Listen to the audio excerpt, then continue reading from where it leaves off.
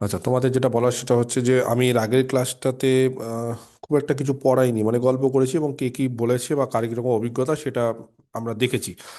তো সেই জন্য এই ক্লাসটা আমি আপলোড করিনি, সে আমি করে দেবো। ওটা একটু মানে সময় লাগছে, তো আমি করে দেবো, ঠিক আছে, ওটা অসুবিধা নেই। আর প্রত্যেকে কি তোমরা আমার অ্যাপে আছো? মানে আগের ব্যাচ হোক নতুন ব্যাচ হোক, প্রত্যেকে কি আগের ব্যাচে হোক, মানে আমার স্টুডেন্ট হোক বা যারা এই রিসেন্টলি কিছু জন আছে যারা নতুন ভর্তি হয়েছো, তারা কি সব অ্যাপের মাধ্যমে আছো? আমার অ্যাপে থাকতে হবে এবং অ্যাপেই কিন্তু সমস্ত ক্লাসগুলো সব দেওয়া হবে, ঠিক আছে? তার ফলে যারা যারা বলছো স্যার দেখতে পাচ্ছি না, তো তারা তারা আমাকে মেসেজ করো। আমি আমাকে রিপ্লাই করতে হবে, আমাকে মেসেজ করতে হবে, নাহলে তো আমি বুঝতে পারবো না, বলতে পারবো না। এখানে মেসেজ করে কিছু হবে না, হোয়াটসঅ্যাপে এখানে ভুলে যাবো কে না স্যার নেই, ওগুলো ভুলে যাবো। আমাকে হোয়াটসঅ্যাপে একটা মেসেজ করো যে স্যার আমি ক্লাস দেখতে পাচ্ছি না বা আমি অ্যাপে নেই। আমি তখন বলে দেবো যে আমার অ্যাপটাকে ইনস্টল করতে হবে, ইনস্টল করার পর যারা নেই তারা শোনো আমাকে। এখানে লিখে লাভ নেই, এই জায়গাতে লিখে লাভ নেই, আগে শোনো আমি কি বলছি সেটা ভালো করে শোনো। আমার অ্যাপটা ডাউনলোড করবে, ডাউনলোড করার পর লগ ইন করতে হবে, লগ ইন করার পর যে নাম আর মোবাইল নাম্বার দিয়ে বা ইমেল অ্যাড্রেস দিয়ে সেটাকে লগ ইন করবে বা সাইন আপ করবে, সেটা আমার চাই। সেটা কি করে পাবে? সেটা তুমি আমার অ্যাপে গিয়ে প্রোফাইল বলে একটা ট্যাব আছে, নিচের দিকে দেখবে ব্যাচ ট্যাবের পাশে। সেই প্রোফাইল ট্যাবে গিয়ে একটা ইনফো ট্যাব, ইনফো অপশন আছে ওপরের দিকে, সেই ইনফোতে গেলেই বেসিক ইনফরমেশনই পেয়ে যাবে। ওটা আমাকে পাঠিয়ে দিও আমার নম্বরে হোক, বা আমি দেখবে হোয়াটসঅ্যাপ গ্রুপের ডেসক্রিপশনে একটা নাম্বার দিয়েছি। যদি অ্যাড হয়ে যাও তাহলে দরকার নেই, যদি অ্যাড না হয়ে থাকো তাহলে আমাকে পাঠিয়ে দিবে। ব্যাচ অপশনে গিয়ে দেখবে তুমি অ্যাড আছো কি নেই। তো এই ব্যাচটাতে সবাই অ্যাড থাকার কথা, এখানে সমস্ত ক্লাসগুলো দিয়ে দিয়েছি। তবে সবাই নেই, অনেকেই নেই দেখছি। হুম। উম, এই ব্যাচটাতে সবাই অ্যাড থাকার কথা। আমি একবার জাস্ট তাও দেখিয়ে দিচ্ছি আমার স্ক্রিনটা, তাহলে সুবিধা হবে।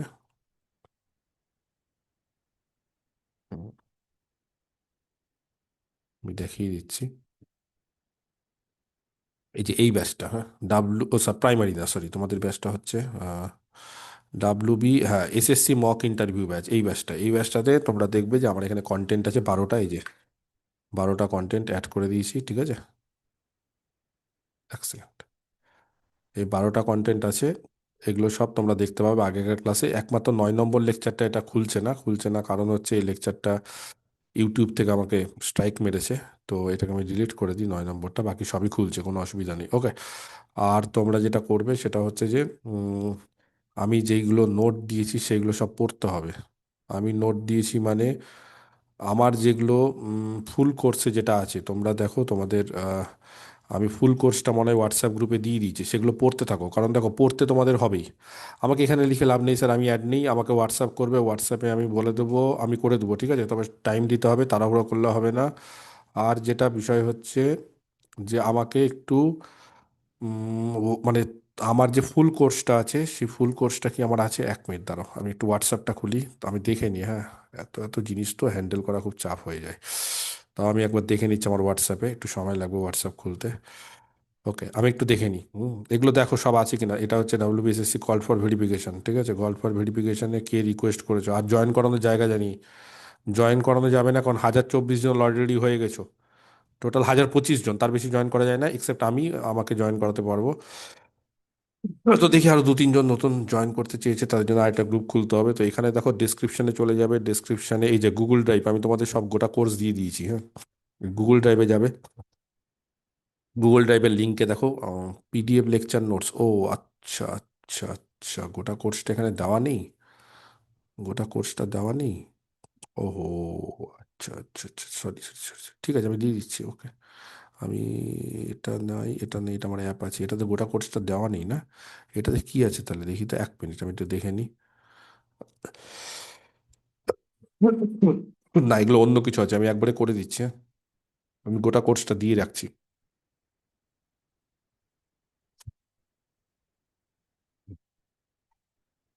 আমি গোটা কোর্সটা দিয়ে রাখছি, তাহলে সুবিধা হবে। গোটা পিডিএফটা দিয়ে রাখছি, হ্যাঁ।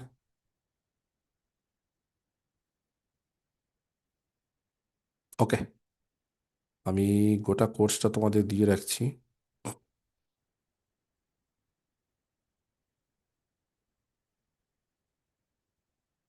তাহলে তোমাদের সুবিধা হবে, ওকে।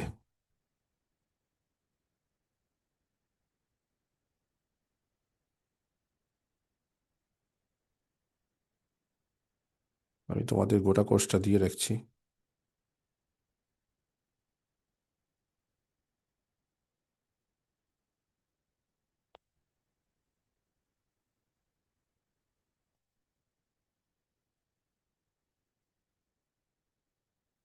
তোমাদের গোটা কোর্সটা দিয়ে রাখছি, হ্যাঁ।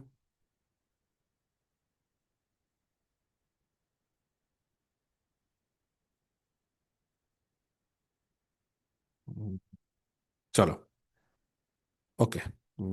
সেভ সেভ সেভ অপশন কোথায় আছে? ওকে, আমি গোটা কোর্সটা দিয়ে দিলাম, হ্যাঁ। এগুলো পড়তে হবে, থিওরিগুলো সব পড়তে থাকো। আমি যেটা দিয়ে দিলাম সেটা আমি, সেগুলো সব পড়তে থেকো, ঠিক আছে। আমি একটু বলে দিই তোমাদেরকে, তাও একবার স্ক্রিন একবার বলে দিই আমি। এগুলো পড়তে হবে তোমাদেরকে, প্রচুর পরিমাণে পড়তে হবে, না পড়লে কিন্তু হবে না। আমার তোমাদের ইয়েতে চলে যাই। দেখো তোমরা একটু ভালো করে, এই যে প্রথম যে গুগল ড্রাইভের লিঙ্কটা আছে এখানে চলে যাবে। এখানে চলে গেলে দেখো এই যে নিউমেরিক্যাল অ্যানালিসিস, এগুলো সব নোটগুলো পড়ে নেবে, হ্যাঁ। সব নোট আছে, এগুলো সব পড়বে। নিউমেরিক্যাল অ্যানালিসিসের মেথড, এগুলো অ্যাসাইনমেন্ট অ্যাসাইনমেন্ট দরকার নেই এখন, শুধু থিওরি। নিউমেরিক্যাল অ্যানালিসিস যারা জানো না, শুধু থিওরি, কি করে থিওরি পড়তে হবে আমি বলে দিচ্ছি, সেগুলো সিস্টেম সব দেখে নাও। সবাইকে দেখতে পাচ্ছ, আমাকে একটু চ্যাট করে জানাও কি করে থিওরি পড়তে হবে। প্রথম কাজ হচ্ছে নিউমেরিক্যাল অ্যানালিসিসের ফার্স্ট চ্যাপ্টার। ফার্স্ট চ্যাপ্টারে কি, এরর্স ইন নিউমেরিক্যাল মেথড, এই যে দেখো সব লেখা আছে। মেথডে এরর কতগুলো আছে, সেখানে কে কোন এরর, সেগুলো সব ছক করে বলা আছে। প্রত্যেকটা এররের কিছু উদাহরণ আছে, এগুলো সব পড়বে, নোটগুলো পড়বে, ফর্মুলাগুলো পড়বে, এই হচ্ছে কাজ। তারপরে এররটাকে রাউন্ড অফ কী করে করতে হয়, সিগনিফিক্যান্ট এরর কাকে বলে, অ্যাবসোলুট এরর কাকে বলে, যত পড়বে তত ভালো। আমার স্টুডেন্টদের তো এগুলো সব পড়া আছে। আর অন্যান্য স্টুডেন্ট যারা আছো, যারা আমার ব্যাচে নতুন ঢুকেছো কিছুজন আছো, তারা এক কাজ করতে পারো, সেটা হচ্ছে তোমরা যেই স্যারের কাছে বা নিজেরা পড়তে যাই, যেখানেই তোমরা পড়ে থাকো, সেটা তোমরা ইউজ করবে বা তোমরা পড়বে। আর যদি মনে হয় এক্সট্রা কিছু দরকার, দেন আমার তো এই নোটগুলো আছে, এগুলো সব থরলি পড়ে যাও। খুব সহজভাবে লেখা আছে, খুব সুন্দরভাবে, এগুলো সব পড়ে নিতে হবে। এগুলো যত পড়বে তত ভালো, যত পড়বে তত ভালো, বুঝতে পেরেছো? নেক্সট যদি মনে হয় ডিফারেন্সিয়াল ইকুয়েশন, ডিফারেন্সিয়াল ইকুয়েশনে চলে গেলে সবই আছে এখানে, আমি জাস্ট একটা দুটো করে দেখিয়ে দিচ্ছি। ডিফারেন্সিয়াল ইকুয়েশনে চলে যাও। ডিফারেন্সিয়াল ইকুয়েশনের ক্ষেত্রে দেখো প্রত্যেকটা চ্যাপ্টার সিলেবাসে যা যা আছে মোটামুটি তাই আছে। ডিফারেন্সিয়াল ইকুয়েশন ক ধরনের হয়, কাকে বলে, তার লিনিয়ারিটি নন লিনিয়ারিটি, কাকে লিনিয়ার নন লিনিয়ার বলা হয়, তার অর্ডার কি, ডিগ্রি কি, সব আছে। তারপরে চলে আসলে এক্স্যাক্ট নন এক্স্যাক্ট, এক্স্যাক্ট নন এক্স্যাক্ট, সেখানে সলভ কী করে করতে হয়, কী কী ফর্মুলা আছে, সব মানে বেসিক জিনিসপত্রগুলো একদম শর্টকাটে রিভিশন হয়ে যাবে, এবং আমার কাছে খুব সুন্দরভাবে তৈরি করা আছে। তারপরে যদি তোমার মনে হয় ক্যালকুলাসে যাবে, ক্যালকুলাসের ক্ষেত্রে, অ্যানালিসিসের ক্ষেত্রে দেখো ডিফারেন্সিয়াল ইকুয়েশন। ডিফারেন্সিয়াল ইকুয়েশনের ক্ষেত্রে এই যে প্রথমে সিলেবাসটা বলে দেওয়া আছে এসএসসির।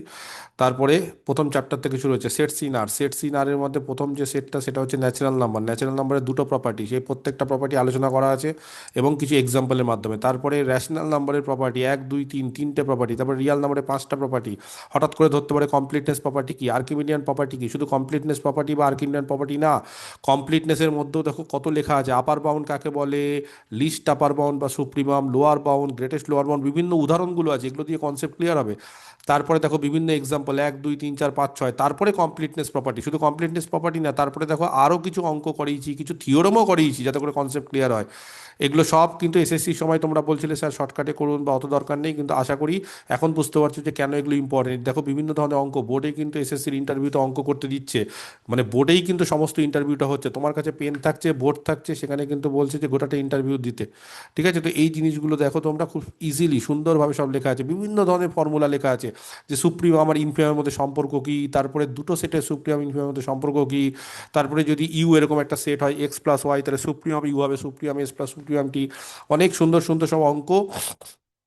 আমি মেনলি এসকে মাপা বইটা ফলো করি। ইন্টারভাল ক প্রকার, ইন্টারভাল কীরকম হয়, নেইবারহুড কীরকম, আমি কিন্তু এসকে মাপার যা তোমাদের আছে সব থরলি এখানে আছে। এইটা তোমরা পড়তে থাকো, যত পারবে পড়বে, কারণ ইন্টারভিউতে কিন্তু মেনলি যেটা করছে আমি দেখলাম সেটা হচ্ছে তোমাদের ইয়েটা করছে, ওই যেটাকে তোমাদের বলা হয় যে গ্র্যাজুয়েশন সিলেবাস, এই গ্র্যাজুয়েশনের সিলেবাসটাই কিন্তু তোমাদের করছে, বাকি কিছু করছে না। তো গ্র্যাজুয়েশনের সিলেবাসটাই কিন্তু তোমরা একদম থরলি পড়তে থাকো, যতটা পারবে ততটা পড়ো, তার বাইরে কিচ্ছু করার দরকার নেই, কোনো রকম এক্সট্রা কিছু করার দরকার নেই। আর আমি যা নোটপত্র দিয়েছিলাম, একটু সাধারণ জ্ঞান নিয়ে রেখো। এটা একটু ম্যাথের জিনিসপত্র একটু নিয়ে রাখো, কে কী ম্যাথে আবিষ্কার করেছে, বা কে ম্যাথের কি জনক, অ্যালজেব্রা কাক কে করেছে জনক, বা একটু রিসেন্টলি যেগুলো হচ্ছে সেগুলো নিয়ে একটু অনেক সময় ধরতে হতে পারে। এইগুলো খালি করবে, বাকি আর কিছু করার আমার মনে হয় না দরকার আছে। তাহলে আশা করি বোঝাতে পারলাম যে আমি কি করব। আচ্ছা, এইবার ইন্টারভিউতে আগের দিনও শুনেছো অ্যানালিসিসটা খুঁজে পাচ্ছি না, অ্যানালিসিসটা ডিফারেন্সিয়াল ক্যালকুলেশন মধ্যে আছে, ডিফারেন্সিয়াল ক্যালকুলেশনের মধ্যে অ্যানালিসিস আছে। হ্যাঁ, সব পেয়ে যাবে ডিফারেন্সিয়াল ক্যালকুলেশন মধ্যে। এবার টপিক ধরে ধরে পড়লে, টপিক সিলেক্ট করে পড়লে ভালো হবে। হ্যাঁ, টপিক একটা একটা করে পড়ো, ঠিক আছে, একটা একটা করে পড়ো, এটা হবে, ঠিক আছে। আচ্ছা, নেক্সট আরেকটা কথা হচ্ছে যে তোমাদেরকে বলে দিই, তোমাদের বিহারের এস্টেট বেরিয়েছে, এস্টেট কি কেউ পাস করলে? কেউ আমাকে জানাও, এস্টেট কয়েকজন আমাকে দেখলো যে পাস করেছে, তোমাদের মধ্যে কজন আছে এস্টেট পাস করেছো? বিহার হ্যাঁ স্যার, স্যার পাস আমি করেছি। পাস আমি করেছি পাস 11-12-এ। করেছি। গুড, ভেরি হ্যাঁ গুড, স্যার, পাশ করেছি।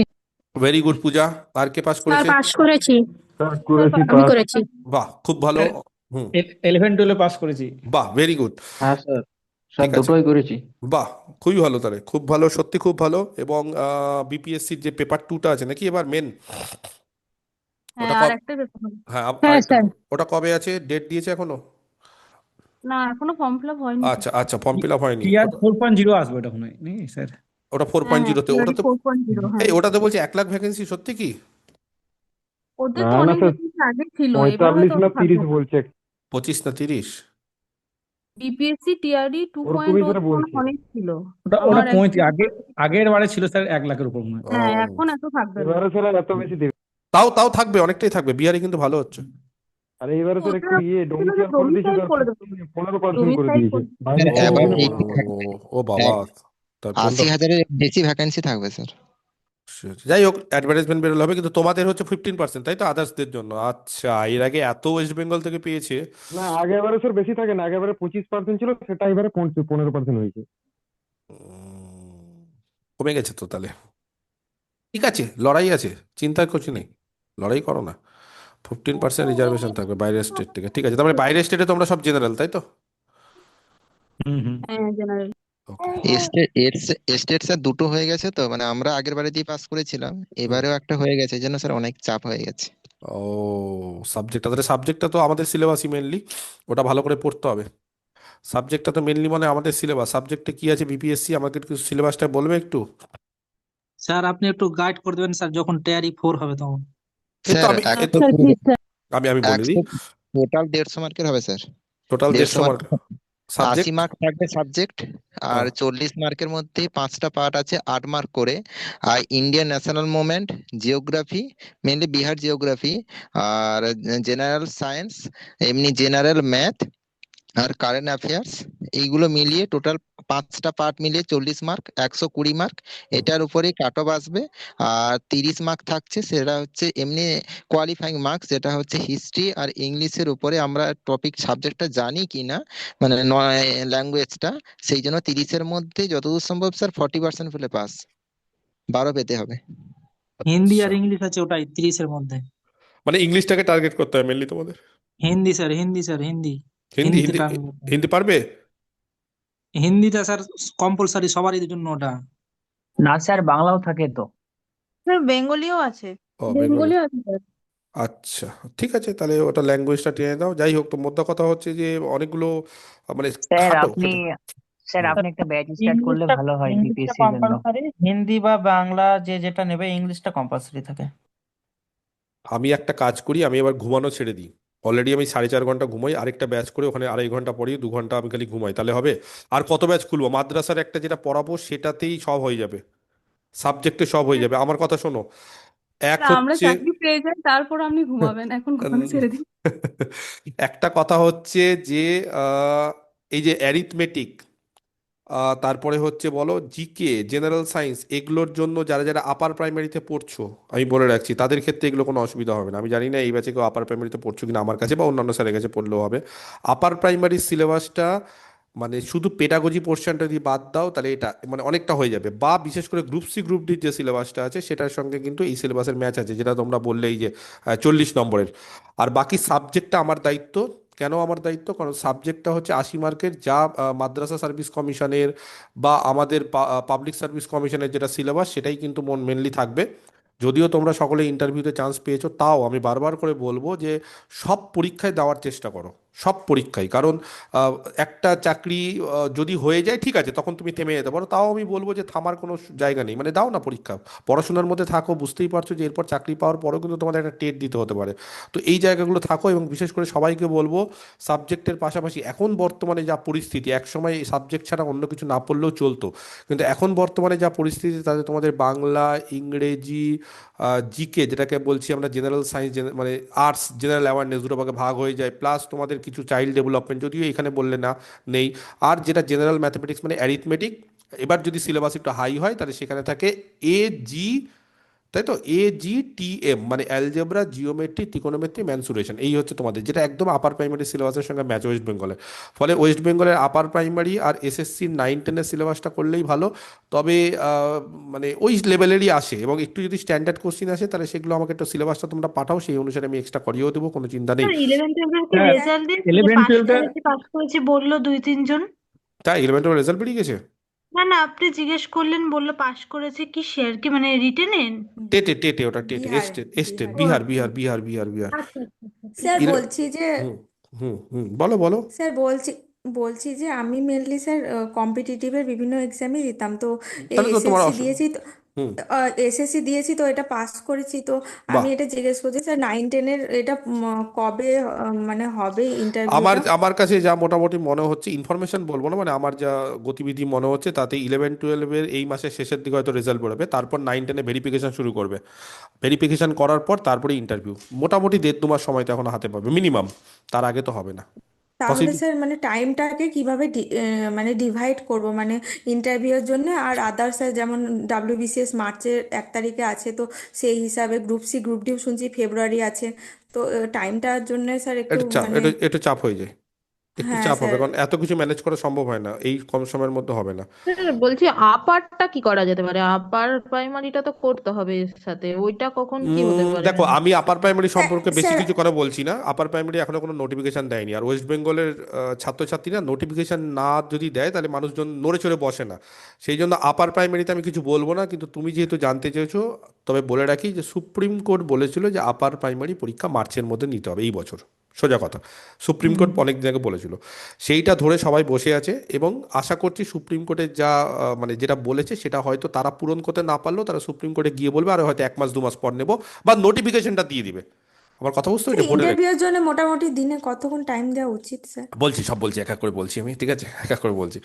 তো তিয়াশাকে আগে বলে দিই, স্বর্ণালী, তারপর বলছি। আচ্ছা, তিয়াশার কোশ্চিনটা আমি বলে দিই আগে অ্যান্সারটা।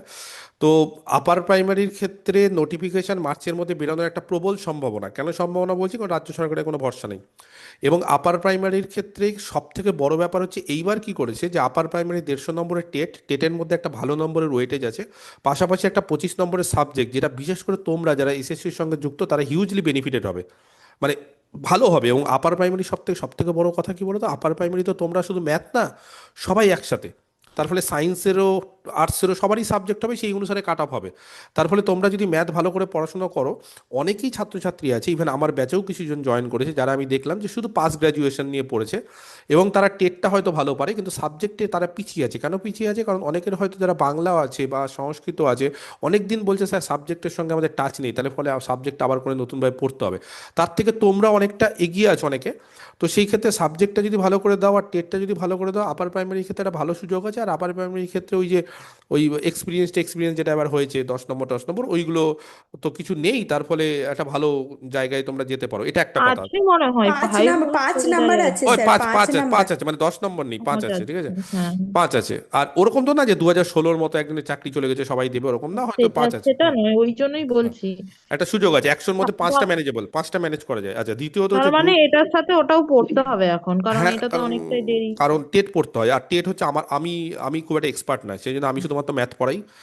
আমাদের যেহেতু আমি বলে না, যে কোনো কোচিং সেন্টারে যদি একজন সব টেট পড়ায় তাহলে বেসিক্যালি তিনি কিছু জানেন না, বা বেসিক্যালি উনি হয়তো সব কিছু জানেন, তো সেটা তো সম্ভব না যে সব কিছু জানা সম্ভব। কারণ আপার প্রাইমারি টেটে বাংলা আছে, ইংরেজি আছে, চাইল্ড ডেভেলপমেন্ট আছে, জিএস মানে হচ্ছে জেনারেল সায়েন্স, আর্টস, এসএসসি বলা হয় সেটাকে, মানে সোশ্যাল স্টাডিজের মধ্যে হিস্ট্রি, জিওগ্রাফি, পলিটিক্যাল সায়েন্স, মানে আমাদের 6-7টা টিচার আছে, তাও পেরে উঠছি না, মানে এত কিছু আছে, মানে আরও টিচার হলে বেশি ভালো, কারণ আরও প্রত্যেকটা সাবজেক্টে এক্সপার্টাইজ দরকার। তো তাও চেষ্টা করছি, দেখি। আমার এখন নতুন বায়োলজির টিচারকে দিলাম, যে বায়োলজি আর কেমিস্ট্রি পোর্শনটা যেটা আছে সেটা যদি করানো হয়, একটা নতুন ম্যাথের টিচারকে আবার ইনভলভ করছি। তো যতটা সম্ভব আমরা চেষ্টা করছি। এবার দ্বিতীয়ত হচ্ছে গ্রুপ সি সিলেবাস খুব সহজ। গ্রুপ সি, বিশেষ করে গ্রুপ ডি 1 মাসে পড়া যায়, এবং কোশ্চিন খুব সহজ হয়, কিন্তু কম্পিটিশন হিউজ। কারণ বুঝতেই পারছো, সিট তুলনামূলক অনেকটাই কম এবং প্রচুর পরীক্ষার্থী।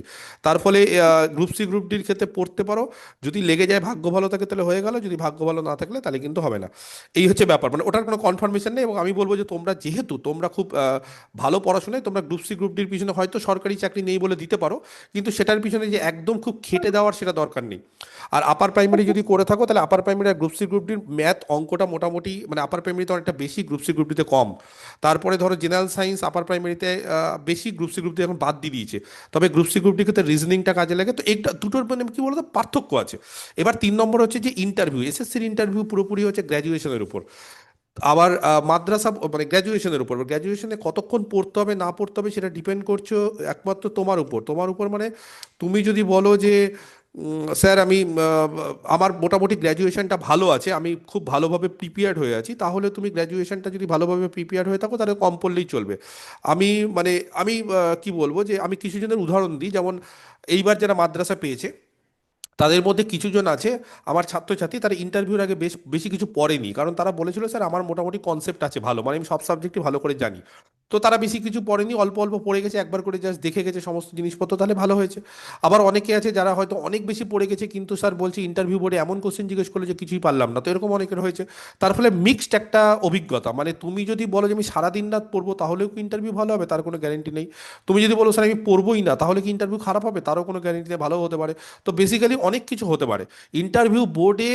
আসল কথা হচ্ছে ইন্টারভিউ বোর্ডে তোমার মানসিকতাটা, মানে যেটা আমি দেখে এসেছি, আমি একদম ফ্যাক্ট বলছি, ইন্টারভিউ বোর্ডে না ওই 10টা মিনিট প্রচণ্ড রকমের ভাগ্য দরকার হয়, মানে 10টা 12টা মিনিট। তো কি ভাগ্য যে তুমি অনেক কিছু পড়ে গেলে, কিন্তু তোমাকে হঠাৎ করে এমন একটা জায়গা থেকে কোশ্চিন করে দিল যে তুমি ওখানে মাথা কাজ করাতে পারছো না। এটা খুব হয় যে মাথা কাজ করছে না, স্যার আমি কিচ্ছু বুঝতে পারছি না, মাথার উপর দিয়ে যাচ্ছে এবং চিন্তা করতে পারছি না। ইন্টারভিউ বোর্ডে চিন্তা করার ক্ষমতাটা নষ্ট হয়ে যায়। ইন্টারভিউ বোর্ডে চিন্তা করার ক্ষমতাটা, তার জন্য কি করতে হয়, প্রচণ্ড রিল্যাক্স থাকতে হয়। সেই কারণে বারবার করে বলবো যে খুব রিল্যাক্স থাকবে। রিল্যাক্স কি করে থাকবে, রিল্যাক্স থাকার জন্য তোমাদেরকে বেশি টেনশন করতে হবে না, বেশি চাপ নেবে না। মাঝে মধ্যে ডেমোগুলো আমাকে দাও, যে স্যার আমি ডেমোগুলো দিচ্ছি। মাঝে মধ্যে এই যে আমি যে আলোচনা করে করছি, এই আলোচনাগুলো কিন্তু ওয়ান টাইপ অফ বলতে পারো যে সাইকোলজিক্যাল, কিন্তু একটা আলোচনা। সাইকোলজিক্যাল মানে বলতে পারো না স্যার আমি কি পাগল হয়ে গেলাম আমাকে সাইকোলজিক্যাল কথা বলতে পারছি, একদমই না। আমাদের প্রত্যেক মানুষের কিছু সাইকোলজিক্যাল হেল্প দরকার হয়। আমরা অনেক সময় কোনো কিছু টেনশনে ভুলভাল করি, কেউ একজন বোঝালো তখন ব্যাপারটা বুঝতে পারি না, আমি হয়তো নিজেও বুঝতে পারছিলাম, কিন্তু একজনের সাপোর্টটা দরকার হয়। আমি ধরো কোনো একটা ডিসিশনে যখন নিতে পারি না, পাজলড হয়ে যাই, দেখবে তখন তোমার বাবা এসে যখন সাপোর্ট করবে, বা মা এসে বা হাজব্যান্ড ওয়াইফ এসে সাপোর্ট করবে যে না এটা কর না বা এটা করো না, তখন দেখবে যে ঠিক একটা মানসিকতা একটা জেগে যায় বা একটা দৃঢ়তা জেগে যায়, ঠিকই মনে হয়, তাহলে মানে আমার ডিসিশনটা ঠিক আছে। এই যে সাহসিকতা, এই যে মানসিকতা, এই জিনিসটা আমি হয়তো তোমাদের দিতে পারি, তার বেশি আমি কিছু করতে পারি না। তো তাই কারণে বলবো যে বারবার বারবার করে তোমরা ডেমোটা প্র্যাকটিস করো, ডেমোটা দাও। আর আমি যে মেটেরিয়ালগুলো দিয়ে দিলাম, আমার গোটা এসএসসির 2022 থেকে 2025-এর সব নোট, 4 বছরের আমার জিনিসপত্র আমি দিয়ে দিলাম। ইভেন যারা আমার ব্যাচে ছিলে তারা তো আছেই, যারা আমার ব্যাচে নেই নতুন ঢুকেছো তাদেরকেও আমি ইন্টারভিউর জন্য সব কিছু অ্যাক্সেস দিয়ে দিলাম, তোমাদের ভালোর জন্য, তোমাদের যাতে চাকরি পাও তার জন্য। নর্মালি তো আমি দিই না, কারণ এরা সবাই যারা আমার ব্যাচে তারা একটা কোর্স ফি দিয়ে পারচেস করেছে, কিন্তু তাও আমি এখন আর এই সমস্তর মধ্যে নেই। আমার ইচ্ছে যে তোমরাও যাতে ভালো রেজাল্ট করো, তোমরাও যাতে চাকরি পাও, এবং আমার সঙ্গে যারা অ্যাসোসিয়েটেড প্রত্যেকটা স্টুডেন্ট যাতে চাকরি পায়, এটা আমার মনে প্রাণে ইচ্ছা। এবং ভগবানের কাছেও প্রার্থনা করি যে আমার ছেলে মেয়েগুলো, আমার ছাত্রছাত্রীগুলো যাতে সবার চাকরি হয় মোটামুটি। কারণ সবার জন্য করলে তো হবে না, তাহলে সবাই চাকরি পেলে তোমরা বাদ হয়ে যাবে। তো বেসিক্যালি তোমরা করো। পাশাপাশি যেটা বলবো, Madrasa service commission, public service commission, NBS, KBS, Bihar, এই ধরনের পরীক্ষাগুলো দিতে থাকো। দ্বিতীয়ত বলবো যারা খুব কম্পিটিটিভ লাইনে, যেমন একজন ছাত্রী আমাকে কিছুক্ষণ আগে বললো স্যার আমি তো কম্পিটিটিভ লাইনে ছিলাম, পাস করেছি, তাহলে আমি কি করব। যারা কম্পিটিটিভ লাইনে ছিল তোমাদেরকে বারবার করে বলবো রেলের পরীক্ষা দিতে পারো। রেলে কিন্তু 1 লাখ ভ্যাকেন্সি এই বছর বেরোচ্ছে, সেখানে আরআরবি গ্রুপ ডি আছে, এনটিপিসি আছে, আন্ডার গ্র্যাজুয়েট, গ্র্যাজুয়েট, এএলপি এখন যাই হোক বলেনি, এই ধরনের অনেক পরীক্ষা। এবং এগুলোর সিলেবাস হচ্ছে একদম competitive, math, reasoning, general science আর কারেন্ট অ্যাফেয়ার্স, মানে সিলেবাসটা খুব সহজ। তো তার ফলে এই ধরনের পরীক্ষাগুলো তোমরা দিতে পারো। সোজা কথা, কে কি বলছে দেখে লাভ নাই, চাকরি একটা লাগাতে হবে, তার জন্য যে কোনো জায়গায় যেতে হতে পারে, যেতে মানে আমি এই ধরনের কথাবার্তা এখন কেন বলছি, আজ থেকে 5 বছর আগে এগুলো বলতাম না, বা 10 বছর আগে বলতাম না, বলতাম যে সাবজেক্টটা পড়ো, এসএসসি তো প্রত্যেক বছরই হয়, বা 15 বছর আগে আমরা কি জানতাম যে এসএসসি তো হবেই, সাবজেক্টটা পড়ো হয়ে যাবে। কিন্তু এখন যা পরিস্থিতি বুঝতেই পারছো, অনেক স্যার ভালো ভালো কম্বাইন্ড ছেলে, মেরিট লিস্টে কি? অনেক ভালো, হ্যাঁ, সবকিছুই, মানে আমি বলতে চাইছি যে কম্বাইন টম্বাইন এগুলো যদি যার যার যেতে চাও যেতে পারো। স্যার আর বলছি না স্যার, ইন্টারভিউ যে পড়াই মানে কম্বাইন্ড মেরিট লিস্ট বানাবে, কম্বাইন্ড মেরিট হুম, লিস্টে কি? কম্বাইন মেরিট লিস্ট মানে হচ্ছে যে একজন মনে হয় জেনারেলেও থাকতে পারে, ধরো যে ওবিসি, সে হয়তো জেনারেলে চলে গেল, আবার ওবিসিরও তার র্যাঙ্ক থাকবে, মানে 2-3 রকম র্যাঙ্ক থাকবে, বা যে এসসি তার SC rank, OBC rank, male ফিমেলের মধ্যে মেল ফিমেলে চলে আসলে মেল ফিমেল ফিমেল, মানে একজন 3-4টে র্যাঙ্ক থাকতে পারে, এরকম একটা বিষয় আছে। এটাকেই বলতে চেয়েছি, আশা করছি কম্বাইন। ঠিক আছে, সবকিছু। স্যার এখানে আমার একটা জিনিস জানার আছে। হুম হুম স্যার ধরুন কোনো একটা ব্যক্তি, ধরুন ইন সার্ভিসের একজন ব্যক্তি, হুম তো তিনি হয়তো ওবিসি বা এসসি কাস্টেরতে তিনি হুম পাস করেছেন, হুম হয়তো জেনারেলে পাস করেনি। হুম এবার যেহেতু একটা, ওদেরকে তো ইন্টারভিউতে বেশি নাম্বার দেওয়ার একটা প্রবণতা আছে, ওরা ধরুন মানে ওখানে বেশি পেয়ে সে যে হুম। কাট অফটা টোটালে ক্লিয়ার করলো সেটা হয়তো জেনারেলের যে লাস্ট কাট অফ তার থেকে বেশি, তাহলে কি সে জেনারেলে যাবে না ও ওই ক্যাটাগরিতে এটা থাকবে? তো কিছু বলার নেই, তবে আমার যতদূর জানা আছে যে এগুলো তো মানে ওপরে, দাঁড়াও, এটা হচ্ছে ওপরে কি যাওয়া যায়, নিচে যেতে পারে। এসসি জেনারেল হ্যাঁ এসসি হ্যাঁ, এসসি থেকে জেনারেল ওপরে যেতে পারবে, যেতে পারবেন। নিচে যেতে একবার পারবে। যদি ক্যাটাগরি সুবিধাটা নিয়ে নেয় তাহলে আর হ্যাঁ যেতে পারবে না, আর সেটাই, যেতে পারবে, একবার হ্যাঁ। পাস করে একবার তো সুবিধা নিচ্ছে, ও কি আর যেতে পারবে? না আমার এটা না জানা না নেই। না না, যেতে পারবে না। হ্যাঁ তবে স্যার, তবে কেউ যদি তবে আমি একটা কথা বলি, 2008 সালে আমার এক বন্ধু আছে, সে এসসিতে ক্লিয়ার করেছিল, পরে তার র্যাঙ্কটা জেনারেল হয়ে গেছিল, জানো, এরকম হয়েছে 2008 সালের এসএসসিতে আমি একবার দেখেছিলাম। না সেটা যদি সে জেনারেলেও পাস করে থাকে সেটা তো হতে পারে, মানে এই ছেলেটা আমি যেটার কথা বলছি সে হচ্ছে এই তখন জেনারেলে তো পাস করেনি, মানে তখন রিটেনে বেসিক্যালি পাস করে। তখন বেসিক্যালি ম্যাথে তো সিট ফিল আপ হতো না, আমি যেই সময়ের কথা বলছি সেটা আলাদা ব্যাপার, আজ থেকে 2008 হুম সালের কথা বলছি, তখন ম্যাথমেটিক্সের সিট ফিল আপ হতো না, জানো, তখন এসসি সিট, হুম এসটি সিট এগুলো ফিল আপ হতো না, তখন এমন অবস্থা হতো হুম এসএসসি। হ্যাঁ হ্যাঁ ছিল। এবং তখন স্যার তখন এসএসসি ষোলোতেও আর জেনারেল সব ফিল আপ হয়নি স্যার। তখন মাদ্রাসার এসএসসি একদিনে হতো। 16তে হয়নি, 16তে ভেতর থেকে টাকা দিয়ে হ্যাঁ, হয়েছে ষোলো বলে ষোলো বাদ হয়েছে, দাও, ষোলো বাদ দাও, ষোলো এসএসসি ষোলো তে কোনো কথা, হয়েছে যাই হোক। 16। তো স্যার ওগুলো ওগুলো এটার ক্ষেত্রে হুম এটার স্যার ক্ষেত্রে হয়তো স্যার 2025 জেনারেলে ফিল হবে না। স্যার এটার ক্ষেত্রে এমনও হতে পারে যে যারা কি মানে এসসি বা এসটি বা ওবিসি থেকে জেনারেল কাট অফ ক্লিয়ার করবে তাদেরকে করেও যেতে পারে, কারণ ওখানে লেখা আছে on the final merit list. তো যেহেতু এটা তো ফাইনাল মেরিট লিস্ট নেই, যেহেতু না ইন্টারভিউ না না, মাত্র এটা একটা তো ফাইনাল ফাইনাল না, মেরিট। ফাইনাল মেরিট লিস্ট ওটা আলাদা, তো মেরিট লিস্ট এটা আলাদা। হ্যাঁ, তো ওটার ক্ষেত্রে হয়তো কম্বাইন করেও দিতে পারে, যারা কি হয়তো ক্লিয়ার করবে তাদেরকে পৌঁছেও দিতে পারে, না না তাই না, তো? ওটা কিন্তু নিয়ম নাই, কিন্তু না নর্মালি কিন্তু হয়নি, না আপারে ওটা এসএসসি হয়নি। নিয়ম নেই। এবার হবে না, এই হবে যে না। আপার শেষ যে আপার সুপ্রিম কোর্ট লিস্টটা কিন্তু হয়েছে ওটাতে বলেছিল হয়নি। যে কোনোভাবে কাস্টের সুবিধা নিলে কিন্তু জেনারেলে হবে না, একটা হবে না, কিছু হবে না, হবে না। কিছু একটা হ্যাঁ, এতে ওটা স্যার বাদ কাস্টের দিয়ে সুবিধা দিয়েছিল, ছিল ওটা। এজের সুবিধা নিয়েছিল বলে। ওটা এজ রিল্যাক্সেশন যারা নিবে কেবলমাত্র হ্যাঁ তারা কিন্তু সে এটা। তো জেনারেল ক্যাটাগরিতে পাসই করছে না, একটা স্টেপে তো সে জেনারেল ক্যাটাগরিতে পাসই করছে না, তাহলে সে তো যে ইন্টারভিউতে পৌঁছাচ্ছে সে তো কাস্টের সুবিধা নিয়েই পৌঁছাচ্ছে। একদম একদম, না না, একবার আমার মনে সুবিধাটা হচ্ছে নিয়ে নিলে আর পাওয়া আর, যায় হ্যাঁ, না। আর পাওয়া যায় না, ঠিকই হ্যাঁ বলেছে, এটা ঠিকই বলেছে, এটা হবে না, উপরে যাওয়া যাবে, নিচে যেতে পারো। মানে আমি বলতে পারছি, যদি যদি এরকম হয় যে কেউ ধরো হয়তো মেল ফিমেলে পেলো, আমি জেনারেল মেল ফিমেল, একটা মহিলা যদি জেনারেল মেল ফিমেলে পায়, তারপরে হয়তো সে মেরিট লিস্টে হয়তো ফিমেলে ঢুকে যেতে পারে, শুধু ফিমেলে, যদি হ্যাঁ সে সে জেনারেল মেল মেল ফিমেলে ফিমেলে পেলো না, সে ফিমেলে পেয়ে যেতে পারে। ফিমেলে পেয়ে যেতে পারে। এটা স্যার হয় তবে কিন্তু এই কম্বাইন্ড মেরিট লিস্টে একটা সুবিধা কি, আগের বার যেটা হয়েছিল, মানে জেনারেলে যারা না এমপ্যানেলড একবার হয়েছে ধরে রাখতে পারা যায় যে তারা চাকরি পেয়ে যাবে, এরকম আগের বার এরকম থেকে গেছিল, হয়েছিল, কারণ জেনারেলের সিট শেষে দেখেছিল। অনেকেই দেখো, আমি একটা কথা বলছি, যেমন মাদ্রাসার ক্ষেত্রে এই যে কালকে লিস্ট বেরিয়েছে, সেকেন্ড কাউন্সিলিং এ আবার 6 জন পেলো ম্যাথেরই, আমি শুধু ম্যাথের বলছি, আর 11-12 পেলে একজন। তার ফলে 11-12 মেরিট লিস্টে 13 জন ঢুকেছিল, 12 জনের চাকরি হয়ে গেল, মানে বুঝতে পেরেছো, মানে সবাই প্রায়, একজন বাদ দিয়ে। আর 11-12-এও একটু কম হয়েছে, কিন্তু আবার ধরো এখান থেকে অনেকে থাকে জয়েন, মানে হয়ে যায় মোটামুটি, এসএসসির ক্ষেত্রে অনেক স্যার সিট তো এবার এদিক ওদিক কি হয়ে- হচ্ছে কি স্যার, এর ভেতরে এখান থেকে জেনারেল বিশেষ করে 11-12 চলে যায়, তারপরে ওই 2-3টা থাকার জন্য ধরো এসসির কেউ জেনারেল ঢুকেছে, ওরা নিজের সিট নিয়ে নেয়, এই করে করে জেনারেলের প্রায় যারা ডাক পায় ওরা শেষ পর্যন্তই পুরো চাকরি পেয়ে যায়, মানে জেনারেলে আরো থেকে যায় সিট, পেয়ে গেলে ভালো। এরকমই কেসটা হয়। 2016-র মতো এবার হয়ে যদি গেলে হয়েছে। ভালো, যে বলছে তার কথা যেন সত্যি হয়। না না না, না, হয়ে গেলে আমি ভালো, তো হয়ে গেলে। 2016 স্যার ক্যান্ডিডেট, সেই জন্যই স্যার স্যার বলছি, আমি হুম, জানি এবারে যে জেনারেলে ম্যাথের স্যার সিট সিট থেকে গেছিল। ক্লাবই হবে না, ঠিক আছে, ফাঁকা থেকে যাবে। ফাঁকা থাকলে ভালো, এখানেও খুব মঙ্গল। এবারেও জেনারেলে যতজন যারা ডাক পেয়েছে জেনারেলে পাস আমি আশা করেছে করছি সবাই সবাই চাকরি সবাই করবে, পাবে। আশা মানে জেনারেলে করা আমি যারা যায়, পাস যারা করেছে সবাই চাকরি জেনারেল করবে, বলছি। যদি হয়ে যায় জেনারেলে যারা পাস করেছে ও সবাই হয়ে চাকরি করবে। যদি যায় তো স্যার, খুবই ভালো, এবং স্যার আমি আশা খুবই করছি যে ভালো। আরো কিছু যদি ভেরিফিকেশনের সেকেন্ড, আমি জানি না হবে কিনা, যদি কিছু হয় 1 নম্বরে যদি আবার একটু কমে, তাহলে আমার অনেক ছাত্রছাত্রী আবার পাবে 1 নম্বরের জন্য। 9-10 হবে, কেন স্যার, 11-12 হবে স্যার না। এবারে পাবে তার স্যার একটা কারণ, আপনি যদি একটু দেখেন এবারে এমনি জেনারেলে যে মেল ফিমেলে প্রচুর জন মানে এসসি ওবিসি এগুলো ঢুকে আছে, মানে শুধু জেনারেল ভীষণ কম পেয়েছে। কম পেয়েছে তো, ওটাই তো, খুব কম পেয়েছে। প্রচুর কম পেয়েছে, আর মাত্র 300টা ফিমেল, বা ওই কত 1600 সামথিং এর হুম মধ্যে হুম হুম হুম। 300টা ফিমেল মোটে।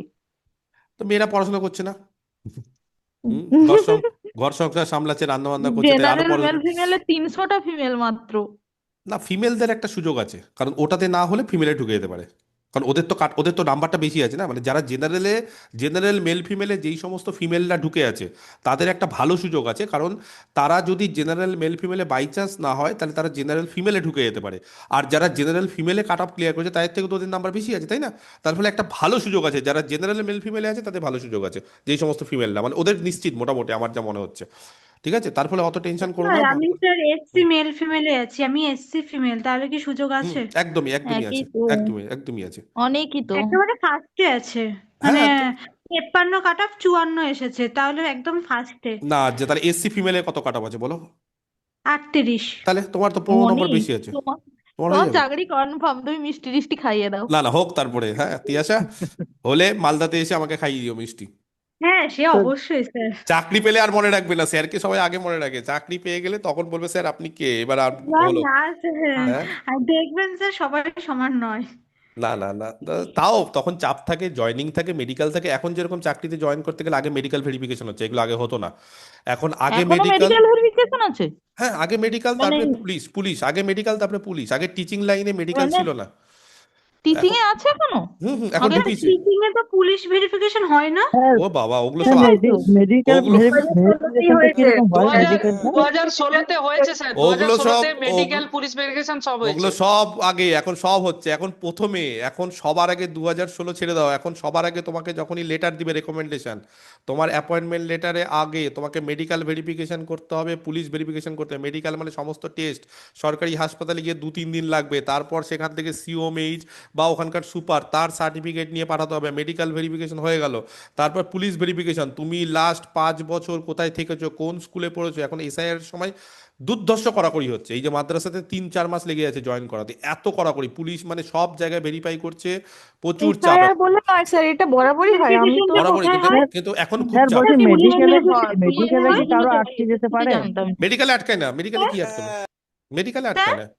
বলছি পুলিশ ভেরিফিকেশনটা কোথায় হতে পারে? যার যার হ্যাঁ, জেলায়? যার জেলায়, তোমার পুলিশ নিজের জেলায় তো তো জেলায়। আমি যতদূর জানি এইভাবে হয়। পুলিশ মানে ভেরিফিকেশন নিয়ে চিন্তার কিছু নেই, পুলিশরা টাকা ও নেয়, হ্যাঁ রিসার্চ হ্যাঁ হ্যাঁ, করতে মানে হবে। টাকা নেই একটা 8-10 হ্যাঁ, হাজার টাকা টাকা এখন। নেয়। এখন মাদ্রাসাতে আর চলছে 6-5 চলছে এখন, 5,000 6,000 আর যদি তুমি পুলিশ মানে দুটো জিনিস, একটা হচ্ছে সুপারিনটেন্ডেন্ট অফ পুলিশ, তার আন্ডারে যে ডিআইবি অফিস থাকে, ঠিক আছে, মানে যেখানে টাসপোর্ট হয় দেখবে প্রত্যেকটা জেলায়, সেই জায়গাতে যিনি আছেন বড়বাবু, উনি সব কিছু করবেন। তোমাকে যেতে হবে, গিয়ে তোমাকে রেজাল্ট এই তমুক বাড়ি 71-এর দলিল নিয়ে যেতে হবে, যদি থাকে, এরকম অবস্থা করে দিচ্ছে এখন, মানে বলছে আগের দলিল নিয়ে আসো অমুক তো, এখন প্রচুর। তারপর কাউন্সিলর বা যে টাকাতে আছে, বাড়ি ছিল না, দলিল কোথা পাবো? ওরে বাপরে, ওটা খুব চাপ দিচ্ছে এখন, মানে এই সেই মানে আমার স্যার 68 সালের দলিল আছে। হুম 68ও না, 54। একদম যাদের যত, পরে তাদের কি হবে? না না কিছু হবে না, ওগুলো বলে ওরা, মানে ওরা পুলিশে বলছে যে একদম যত আগেকার পারবে তত নিয়ে আসো, মানে এরকম বলছে। কথা বলি স্যার, তো পুলিশে কিনা 98 আমি সালে নিজে কিনা পাসপোর্ট বলে। স্যার করার আমার একটা সময় প্রশ্ন এসপি ছিল অফিসে স্যার। গিয়ে ভেরিফিকেশন করেছিলাম, ঠিক আছে? হ্যাঁ হ্যাঁ, অনেক কিছু তো হয় যিনি ওগুলো। ডিআইবি আছেন উনি আমাকে ফোন করে প্রথমে থ্রেট করছেন। আমি বললাম যে আপনি আমার বাড়িতে এসে ইনকোয়ারি করে যান, আমি আপনার অফিসে যাব না। না তখন উনি দেখো, চুপ হয়ে গেলেন। না না করা শুনেছেন? যায়, তারপরে কিন্তু আমি কি শেষ বলতো, করি। সময় লাগে বেশি, আর কিছু না হ্যাঁ, মানে। তারপরে আমি ওনার অফিসে গেলাম, তখন আমাকে বলছে যে তোমার সাথে কথা বলে একটু বুঝে গেলাম ব্যাপারটা একটু অন্যরকম, তুমি মনে হয় সবকিছু জানো, এটা হাবি যাবে না, আমাকে অন্যরকম কথা বলতে শুরু করলো। হুম, দিয়ে টাকা ডিমান্ড করছে আমার কাছে। আমি বলছি 1 টাকাও দিব না, করলে করেন, না তো ফেলে রেখে দেন ফাইল এখানে, ঠিক আছে? না না না না, তাও ওগুলো লাস্টে অনেক কথা বলার পরে আমি 300 জানি। টাকা দিয়ে এসেছিলাম হাতে ওনার, দিয়ে হয়ে পুলিশের গেছিল অ্যাপ্রুভাল। পুলিশের ভেরিফিকেশনে ওনাকে করতে হবে, স্যার উনি বাধ্য। বলছি আফটার পুলিশ ভেরিফিকেশন জয়েনিং হয় না, জয়েনিং এর পরে ওইটা? এখন আপনার পুলিশ ভেরিফিকেশন এখন আগে হচ্ছে স্যার ভেরিফিকেশন। আমার ভেরিফিকেশন একটা হবে। প্রশ্ন ছিল স্যার। হুম একটি 2004 একটি ক্যান্ডিডেট যাকে আমি খুব ভালোভাবে চিনি, ওনার নামে স্যার বধূ নির্যাতন কেস আছে। ও উনি কি ও তাহলে না, উনি কি ওগুলো হয় আটকে না। যাবেন? না ওগুলো না, আটকে ওগুলো যাবে? ওগুলো আটকাবে না। আটকায় না না? ওগুলো কেস প্রমাণিত হতে হয়, ওগুলো জেল খাটতে হবে, তাহলে ওই সমস্ত ব্যাপার ট্যাপার নেই। আচ্ছা আচ্ছা ক্রিমিনাল আচ্ছা। কেস থাকতে হয়। ক্রিমিনাল কেস থাকতে হয় এগুলো। যদিও এটা ক্রিমিনাল কেসই, বধূ নির্যাতন, কিন্তু যাই হোক ওগুলো স্যার পুলিশ আর মেডিকেলে লিগালি টাকা দিতে হয়? মেডিকেলে লিগালি টাকা দিতে হয় না, কিন্তু তুমি যখন হাসপাতালে যাবে 1000 ঘন্টা টেস্ট করতে, তখন বিরক্ত হয়ে যাবে, ওখানে মনে হবে যে কাউকে একটা 500 টাকা 1000 টাকা দিয়ে তাড়াতাড়ি করাই। কারণ মেডিকেলের ক্ষেত্রে তোমাকে 5 রকম 6 রকম জায়গায় যেতে হবে, মেয়েদের ক্ষেত্রে আরেকটা বেশি, গাইনো।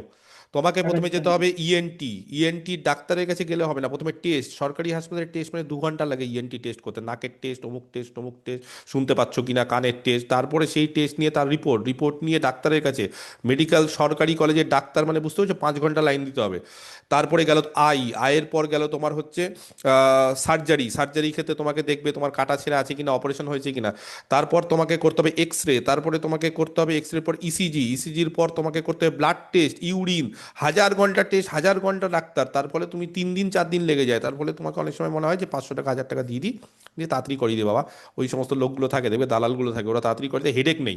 আর তুমি যদি বলো না স্যার আমি 1 পয়সাও দেবো না, তাহলে তুমি 3 দিন 4 দিন ধরে সব জায়গাতে লাইন দিয়ে করবে, এই হচ্ছে ব্যাপার। আর যদি চেনা না থাকে সরকারি হাসপাতালে, তাহলে অনেকে ম্যানেজ করে দেয়, তাড়াতাড়ি ঢুকিয়ে দেয় লাইন টাইন দিয়ে, এরকম হয়। এবার পুলিশ ভেরিফিকেশন মানুষের নিজস্ব বাড়ির কাছে সরকারি হসপিটাল হলে হবে নাকি ওরা কোনো স্পেসিফিক হসপিটাল বলবে? নর্মালি আগে ছিল যে গোটা নর্থ বেঙ্গলে হতো, নর্থ বেঙ্গলে, এখন আমাদের ডিস্ট্রিক্টে মালদাতেও হচ্ছে, সব জেলাতেই হচ্ছে, এখন সব জায়গাতেই হচ্ছে। তো আর তার স্যার ফলে পুলিশের ক্ষেত্রে বলুন, পুলিশের ক্ষেত্রে হ্যাঁ নিজের জেলাতে যেটা ডিআইবি অফিস বা যেটা স্যার ওখানে টাকা সুপারিনটেন্ডেন্ট। লাগবে কি?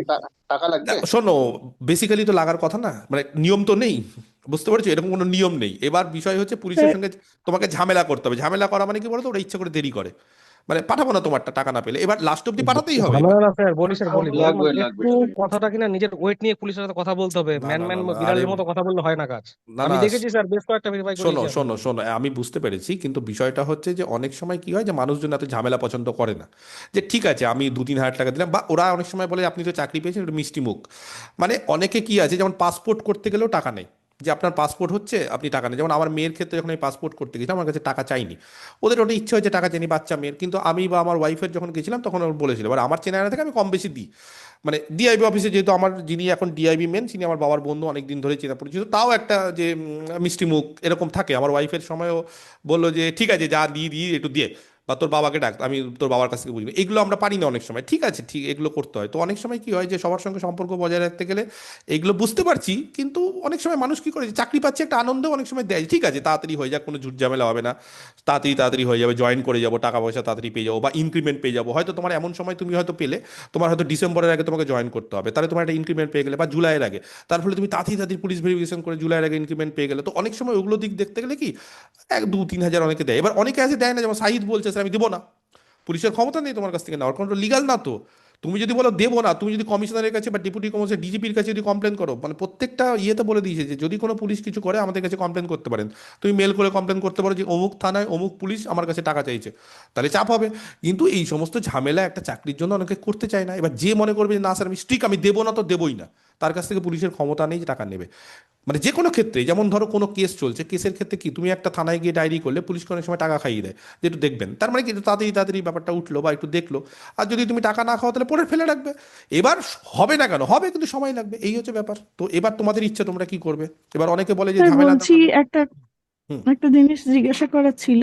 হুম বলছে আমি বর্তমানে আমি গ্রুপ ডি পোস্টে চাকরি করি, মানে আচ্ছা ডাব্লিউবিসিডিআরবির যে রিক্রুটমেন্টটা হয়েছিল, হুম হুম তো সেইটার থ্রু দিয়ে আমি এখন পশ্চিম বর্ধমান জেলার সিএমওইচ অফিসেই আছি পোস্টেড। আচ্ছা তো আচ্ছা আমার কি এইটা ইন্টারভিউয়ে 9-10-এ বলা উচিত, মানে যেহেতু আপনি বললেন যে 11-12-এ দরকার নেই অনেকে বলছে যে তোমার একটা দরকার নেই চাকরি দরকার আছে নেই দরকার নেই, আমি এরকম শুনতে পেলাম, আমি জানি না কি হবে তার, মানে তবে হুম। দরকার তো নেই আমারও মনে হচ্ছে যে মানে আপনি একবার প্রথমে বলছিলেন হুম না যে বলাই হ্যাঁ মানে আমি কিন্তু বলেছিলাম বলতে পারো, কিন্তু এখন দেখছি হ্যাঁ যেহেতু কম্পিটিশন হিউজ, বা কে কিরকম মেন্টালিটি হ্যাঁ আছে, আমাকে অনেকেই বললো যে যারা হুম। মনে, আমাকে একজন বললো, আমি ভুলেও গেছি কে বললো, এখানে যদি কেউ থাকো তার হাজবেন্ড প্রাইমারিতে, আমি তারপর খুঁজলাম যে কে আমি বললাম স্যার, হ্যাঁ আমি হ্যাঁ বলেছিলাম যে আমার হাজবেন্ড হ্যাঁ 2016 হ্যাঁ প্যানেলে ও হ্যাঁ তো প্রাইমারিতে হ্যাঁ পেয়ে যাবে। তো আমি খোঁজ তো নিলাম, আমি খোঁজ নিয়ে বললো যে আমি দেখ এরকম হ্যাঁ ব্যাপার হচ্ছে যে এখন অনেক জায়গাতে অনেক রকম পার্সিয়ালিটি চলছে, অনেক কিছু চলছে, মানে এত যেহেতু হ্যাঁ ব্যাপারটা তো কে কি করবে হুম বলা নেই, কে কি ইনফরমেশন দিবে বলা নেই, তার ফলে হুম অনেকে আছে যে আগে একটা চাকরি করছে দিল না, যে একটা হুম ফেসাসকে দিয়ে দিল যে দা তো তো চাকরি হুম আছে একটা প্রাইমারি, তার ফলে দিল না। এবার এইটা হুম কি করবে না করবে বলা স্পেসিফিক্যালি খুব মুশকিল, কারণ অনেক কিছু হুম। অনেকে যুক্ত আছে, কে কি হ্যাঁ করবে লাস্ট অব্দি বলা খুব মুশকিল। হ্যাঁ, ওই জন্যই স্যার এই প্রেক্ষিতে দাঁড়িয়ে আমারও মনে হচ্ছে যে না বলাই ভালো, তার না থেকে বলবো বলবো যে আমি আফটার হুম বিয়ে হ্যাঁ করছি তুমি না। কম্পিটিশন, মানে তুমি কোচিং নিচ্ছ বা তুমি এখন পড়াশোনার মধ্যে হুম আছো, এবং আমি দরকার নেই, হুম ওরা তো প্রমাণ করতে পারবে হুম। না, কারণ তোমার তো ওটাতে এক্সপিরিয়েন্সের কোনো নাম্বার থাকবে না। না না না কিছু আর নেই, আর ওটাই ফর্ম ফিল আপে যদি না লেখা এনওসি থাকে, এনওসি বা কিছু তো ওটার দরকার নেই না এখন দরকার আমার নেই দরকার ওখানে। নেই দরকার নেই, ওটা জয়নিং কারণ এর সময় ওটা তো লাগে। স্যার আমার স্যার সার্ভিস বল কন্টিনিউশন হবে না, বিকজ এটা তো আমার ডাইরেক্ট গভর্নমেন্ট নয়, এটা তো মানে হুম হুম স্পন্সার্ড। হুম হুম হুম, দরকার নেই দরকার নেই। হ্যাঁ বলো, আর কি বলছিলে? স্যার বলছি, এই ডব্লিউবিপিডিসিএল এ আমি কোয়ালিফাই করেছি, ওখানে ক্লাস ডেমনস্ট্রেশন 100 মার্কের, তার ওয়েটেজ নেবে 30%, ওখানে 1 100? আওয়ারের মতো। হ্যাঁ, ওখানে স্যার কিভাবে মানে এ করব, ওখানে কোন অনেকজন পেয়েছে। আর টপিকটা কে কে চুজ আর করব? কে কে পেয়েছে গো? আমাকে 3-4 জন মেসেজ করেছিল। এই যে ইলেকট্রিক্যাল, এটা তো ডব্লিউবিপিডিসিএল। ওটাতে 3-4 জন, আরো 2-3 জন মনে হয় আরো। ওটাতে 2-3 জন, ওটাতে 1 ঘন্টা ডেমো না 1 ঘন্টা সব মিলিয়ে ইন্টারভিউ? না, 1 স্যার ঘন্টা এখন ডেমো, ইন্টারভিউ ডেমোতে লিস্ট যদি দেয়নি, কোয়ালিফাইড করা হয়, আচ্ছা। কিন্তু ওটা ইন্টারভিউ ওটা আলাদা লিস্ট দেয়নি সিস্টেম। স্যার। ওটা আলাদা সিস্টেম। 1 ঘন্টা ডেমো মানে কিন্তু হচ্ছে ওখানে তো যারা সিবিটি স্যার এক্সাম কোয়ালিফাই করেছে তারাই তো সিডিটির জন্য যাচ্ছে। না আচ্ছা। স্যার, ইন্টারভিউ লিস্ট দেবে, এখন দেয়নি স্যার। কিন্তু আমাদের অ্যাসিস্ট্যান্ট টিচারদের জন্য তো ইন্টারভিউর জন্য আলাদা লিস্ট বেরোবে না? ওখানে তো সিবিটিতে যারা কোয়ালিফাই করেছে তারাই সিডিটির জন্য যাচ্ছে। স্যার আমি আসলে এটা সম্বন্ধে কোনো কিছু জানি না, জাস্ট পরীক্ষা হয়েছিল, দিয়েছি, আমিও দেন খুব একটা রেজাল্ট আমিও দেখছি খুব হয়ে একটা জানি গেছে। না, কিন্তু আমাকে 3-4 জন বললো আমি কোয়ালিফাই করেছি, কি একটা বললো, যেমন 3-4 স্যার জন। ওটা লিস্ট দেবে, এখনো দেয়নি স্যার, ওটা লিস্ট দেয়নি স্যার, দেবে লিস্ট আচ্ছা দেবে। লিস্ট, এটা কি আচ্ছা আমাদের এই লিস্ট, অ্যাসিস্ট্যান্ট টিচারের জন্যও দেবে? হ্যাঁ সব জন্য দেবো। তোমাদের পোস্ট ছিল তো অ্যাসিস্ট্যান্ট টিচারে, খুব কম পোস্ট ছিল কিন্তু ছিল তো। হ্যাঁ, না, হ্যাঁ হ্যাঁ, ওখানে যেটা টিচারের আমি জন্য ওই লিস্ট দেবে। ইউটিউবের কিছু ভিডিও দেখে যেটা দেখেছি যে যারা হুম। ওই টেকনিক্যাল পোস্ট তাদের জন্য দেবে, আমাদের জন্য যারা সিবিটি কোয়ালিফাই করেছে তারা প্রত্যেকেই নাকি সিডিটির জন্য যাচ্ছে। আমি জানি না এটা সত্যি কি মিথ্যা, কিন্তু ওয়েট ওয়েট স্কোর করো না। কার্ডের তো লেখাই আছে যে qualify for CDT. Qualify for CET মানে তুমি তাহলে সিইটির জন্য যাবে। মানে ক্লাস ডেমনস্ট্রেশন টেস্ট, তারপর ইন্টারভিউর হ্যাঁ জন্য এবার ক্লাস ডেমনস্ট্রেশন ডাকবে। টেস্টে 1 ঘন্টা হলে 1 ঘন্টা দেবে, কিন্তু এতক্ষণ কি ক্লাস হবে? অতক্ষণ হবে না মনে হয়। বা হয়তো ওর মধ্যে কোশ্চিন অ্যান্সার করবো, অনেক কিছুই হবে হয়তো। মানে অনেকটা বিএড এর মতো হয়ে যাবে হয়তো, যে ফাইনাল টিচিং যেরকম ছিল সেরকমই হয়তো, সুন্দরভাবে করতে হবে।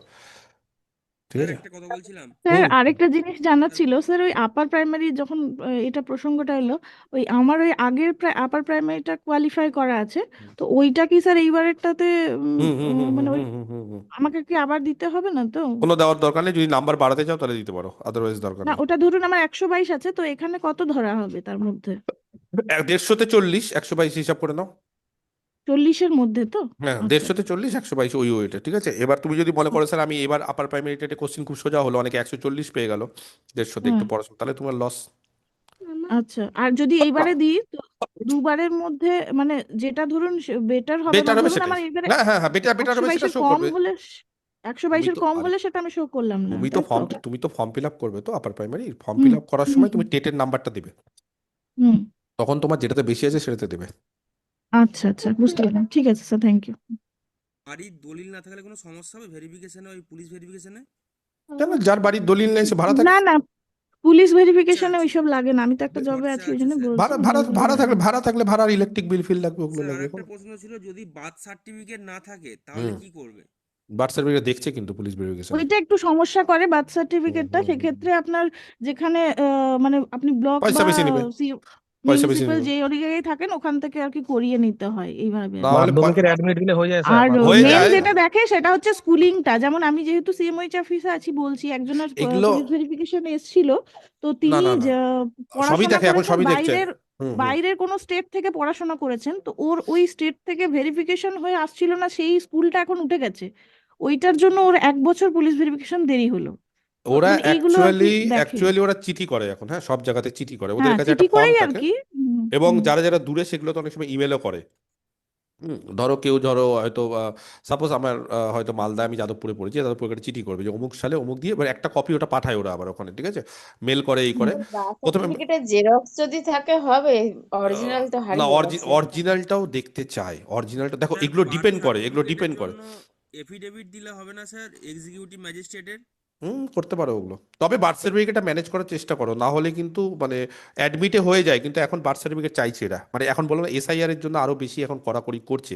এই রিসেন্টলি মাদ্রাসাতে খুব কড়াকড়ি করেছে, এবং মানে আমাদের মাদ্রাসার সেক্রেটারি বলছিলেন যে 1.5-2 মাস ধরেও হচ্ছে না, মানে ওরা বলছিলেন যে এত ঝামেলা করছে কিছু কিছু পুলিশ স্টেশন বা কিছু কিছু জায়গায়, যে আমাদের ওই শহরের বা ওই জায়গার ডিজিকে ফোন করতে হচ্ছে, ডিজি তারপরে ম্যানেজ করছে, মানে এরকম করতে হচ্ছে না, বলছে 2 কপি করো 3 কপি করো, মানে আননেসেসারি ঝামেলা করছে। করাচ্ছে, বুঝতে পেরেছো? প্রথমে বলছে যে সেলফ অ্যাটেস্টেড করো, কোথাও বলছে সেলফ অ্যাটেস্টেড না, যাই হোক এগুলো ম্যানেজেবল।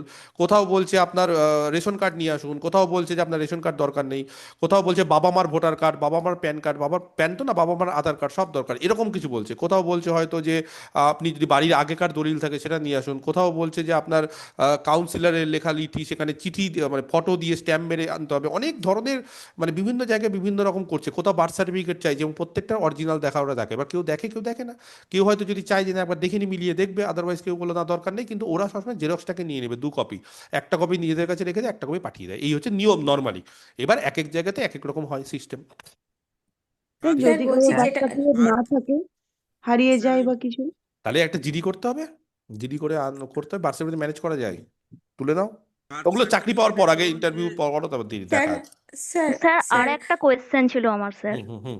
বলছি স্যার যারা ওয়েটিং লিস্ট থেকে স্যার চাকরি পাওয়া যায় কেন, কি আমি এটা বলছি কারণ আমি এমনি অন্য লাইনে পড়তাম, মানে এমএসসি পড়তে পড়তে স্যার এদিকে ভালো রেজাল্ট করতে পারিনি, খুব হুম হুম। খারাপ ভাবে কাট অফ ক্লিয়ার হয়েছে। তা মনে করুন স্যার যারা একদম লাস্ট কাট অফ ক্লিয়ার করেছে, তো ওদেরকে স্যার নেওয়া হয় না মানে হয় হয় এই হয়, যে বললাম তো সিট সিট অনেক সময় ফিল আপ হয় না, অনেক ক্ষেত্রে অনেক জায়গাতে সিট ফিল আপ হয় না। অবশ্যই সুযোগ আছে, সুযোগ ছাড়বে না কিন্তু, আমি বারবার করে বলছি, মানে তখন না, নিজেকেই অনেকে পস্তাতে হবে। ডিমোটিভেটেড করে দিচ্ছে যে লাস্ট কে কাট অফ কে থেকে অনেকে কার সাথে করছি। এত কথা বলছো, কি দরকার এত কথা বলার লোকের সাথে, কথা বলবে না কারোর সাথে। বলছে যে এদেরকে নেওয়া হয় না, ওদের রেজাল্ট দেখেই বলে এই যে ভাই কেন এসেছো, এই এই এরকম অনেকটা ব্যাপার। কে, এই অনেকটা কে? মানে স্যার আমার প্রতিবেশীতে কিছু জন পরীক্ষা দিয়েছিল, ঠিক আছে, তো ওনারাও ম্যাথ থেকে বসেছিলেন আর কি, তো ওনাদের নাম্বারটা আমার থেকে একটু ভালো আছে আর কি, তো বলছে যে তোমার যেহেতু কম নাম্বার তো আছে তো বলবেই, ওটা তো বলবেই ইচ্ছা করে, যাতে করে আহ, তুমি হেরে যাও আগেই। তোর তো খুব স্বাভাবিক, ওটা তো দেখলেই বোঝা যাচ্ছে যে তোমাকে কেন বলছে। তো তুমি ওকে যদি স্যার। তাদের কথায় ডিমোটিভেট হয়ে যাও, ওরকম কোনো ব্যাপার না। আমি তো এর আগে দিন একটা উদাহরণ দিলাম মাদ্রাসার ক্ষেত্রে, 48 পেয়েছে 54 পেয়েছে, যার 48 তার চাকরি হয়েছে, যে 54 তার হয়নি। ও তো আছে জলজান্ত উদাহরণ আছে, সুপ্রীতি জল আচ্ছা জ্যান্ত উদাহরণ, এর থেকে আর কি উদাহরণ চাও? আমার ব্যাচে আছে, এর আগের দিনই ও বললো যে স্যার আমি নামটাও ভুলে গেছিলাম ওর, তো সুপ্রীতি বলছিলাম না, নামটা মনে ছিল আমার, কিন্তু সুপ্রীতি হচ্ছে হুম একজন যে 54 রিটেন পেয়েছিল, ইন্টারভিউতে কল হুম। পেয়েছিল মাদ্রাসাতে। আর আরেকজন আছে যে 48, যে 48 পেয়েছে তার 3 র্যাঙ্ক হয়েছে ফিমেলে, যে 54 পেয়েছে তার ইন্টারভিউ পর মেরিট লিস্টের নাম আসেনি, ইভেন ওয়েটিংও নাম আসেনি। কথা ও বুঝতে আচ্ছা, পেরেছি? আর একটা কথা স্যার, বলছি আমি স্যার বর্তমানে সেন্ট্রাল ইউনিভার্সিটিতে পড়াশোনা করি, তো আমি কি ইন্টারভিউতে বলতে পারবো যে আমি এমএসসি তে পড়ছি, ওনারা কি আবার তাহলে এমএসসির কোয়েশ্চেন রিলেটেড কোয়েশ্চেন জিজ্ঞাসা করতে পারে? করতেই পারে। যে কি পড়ছো তুমি, ফার্স্ট সেমিস্টারে কি সিলেবাস? স্যার স্যার বলছি গ্র্যাজুয়েশনের এবার এবার গ্র্যাজুয়েশন স্যার স্যার মনে করুন সেকেন্ড সেমিস্টারে স্যার টোপোলজি কমপ্লেক্স অ্যানালিসিস আর হুম আছে, ওই হুম মনে হুম করুন অ্যালজেব্রা আছে, এবার ওটার হুম কিছুই মনে করুন আধা, মনে করুন আধা সময় যখন ইন্টারভিউ হবে ওই সময় যদি বলে টোপোলজির একটা কোনো কনসেপ্ট বলো স্যার, হুম বলা এরকম ধরনেরও কোশ্চেন আস্ক করতে পারে কি না মানে? একদম করতেই পারে, বলতেই পারে তুমি কি পড়ছো, টপোলজি থেকে একটা কোশ্চিন করবো, তুমি যখন তো পারলে না তখন বলবে হ্যাঁ, তাহলে তুমি কি পড়াশোনা করছো সেন্ট্রাল ইউনিভার্সিটিতে, অনেক কথাই এবার বলতে পারে। এবার তখন স্যার বলা যেতে পারে যে স্যার মানে এই তো মানে মানে যখন এক্সাম হবে, মানে ধরুন যদি মার্চে ধরা হয় তখন তো মানে সেমিস্টার তো আপনার মেতে খতম হবে, তো ওই সময়টায় স্যার আমি তো মানে ওটা তো হ্যাঁ, তো তাহলে সব। বলো স্যার সবে সেমিস্টারটা শুরু হলো, আমি টপোলজি এখনো শুরু হয়েছে সবে, আচ্ছা আচ্ছা আচ্ছা, ঠিক ঠিক আছে আছে? স্যার, পড়া থ্যাংক হয়নি you sir. Sir sir. Maxima মিনিমার স্যার মধ্যে আর লোকাল ম্যাক্সিমা মিনিমার মধ্যে কি তফাৎ একটু বলবেন স্যার? দুটো জিনিস, একটা হচ্ছে লোকাল, একটা গ্লোবাল। লোকাল মানে কাছাকাছি, গ্লোবাল মানে অনেক দূরে। লোকাল মানে নেইবারহুডের মধ্যে যদি হয়, গ্লোবাল মানে যে কোনো জায়গায়। কথাটা বুঝতে পেরেছো? এই হচ্ছে বিষয়। আমরা বলছি ক্লাস 12-এ যেটা পড়ি সেটা তো এমনি মানে ম্যাক্সিমা মিনিমা বলতে এমনি ওইটা নর্মালি তো ওটা লোকালটাই তো বোঝানো হয়। ওটা তো আর অ্যানালিটিক্যালি ডেফিনেশন না, অ্যানালিটিক্যালি ডেফিনেশনটা অন্যরকম আছে, ওখানে তো ডেরিভেটিভ ডেরিভেটিভ করে করা হয়। এমনি যদি অ্যানালিটিক্যাল ডেফিনেশন বোঝাও তাহলে ম্যাক্সিমাম মানে একটা পয়েন্টে বোঝায় নর্মালি। তো সেই ক্ষেত্রে যখন যত নেইবারহুডের কাছাকাছি বোঝাবে সেইটাকে আমরা লোকাল বলি।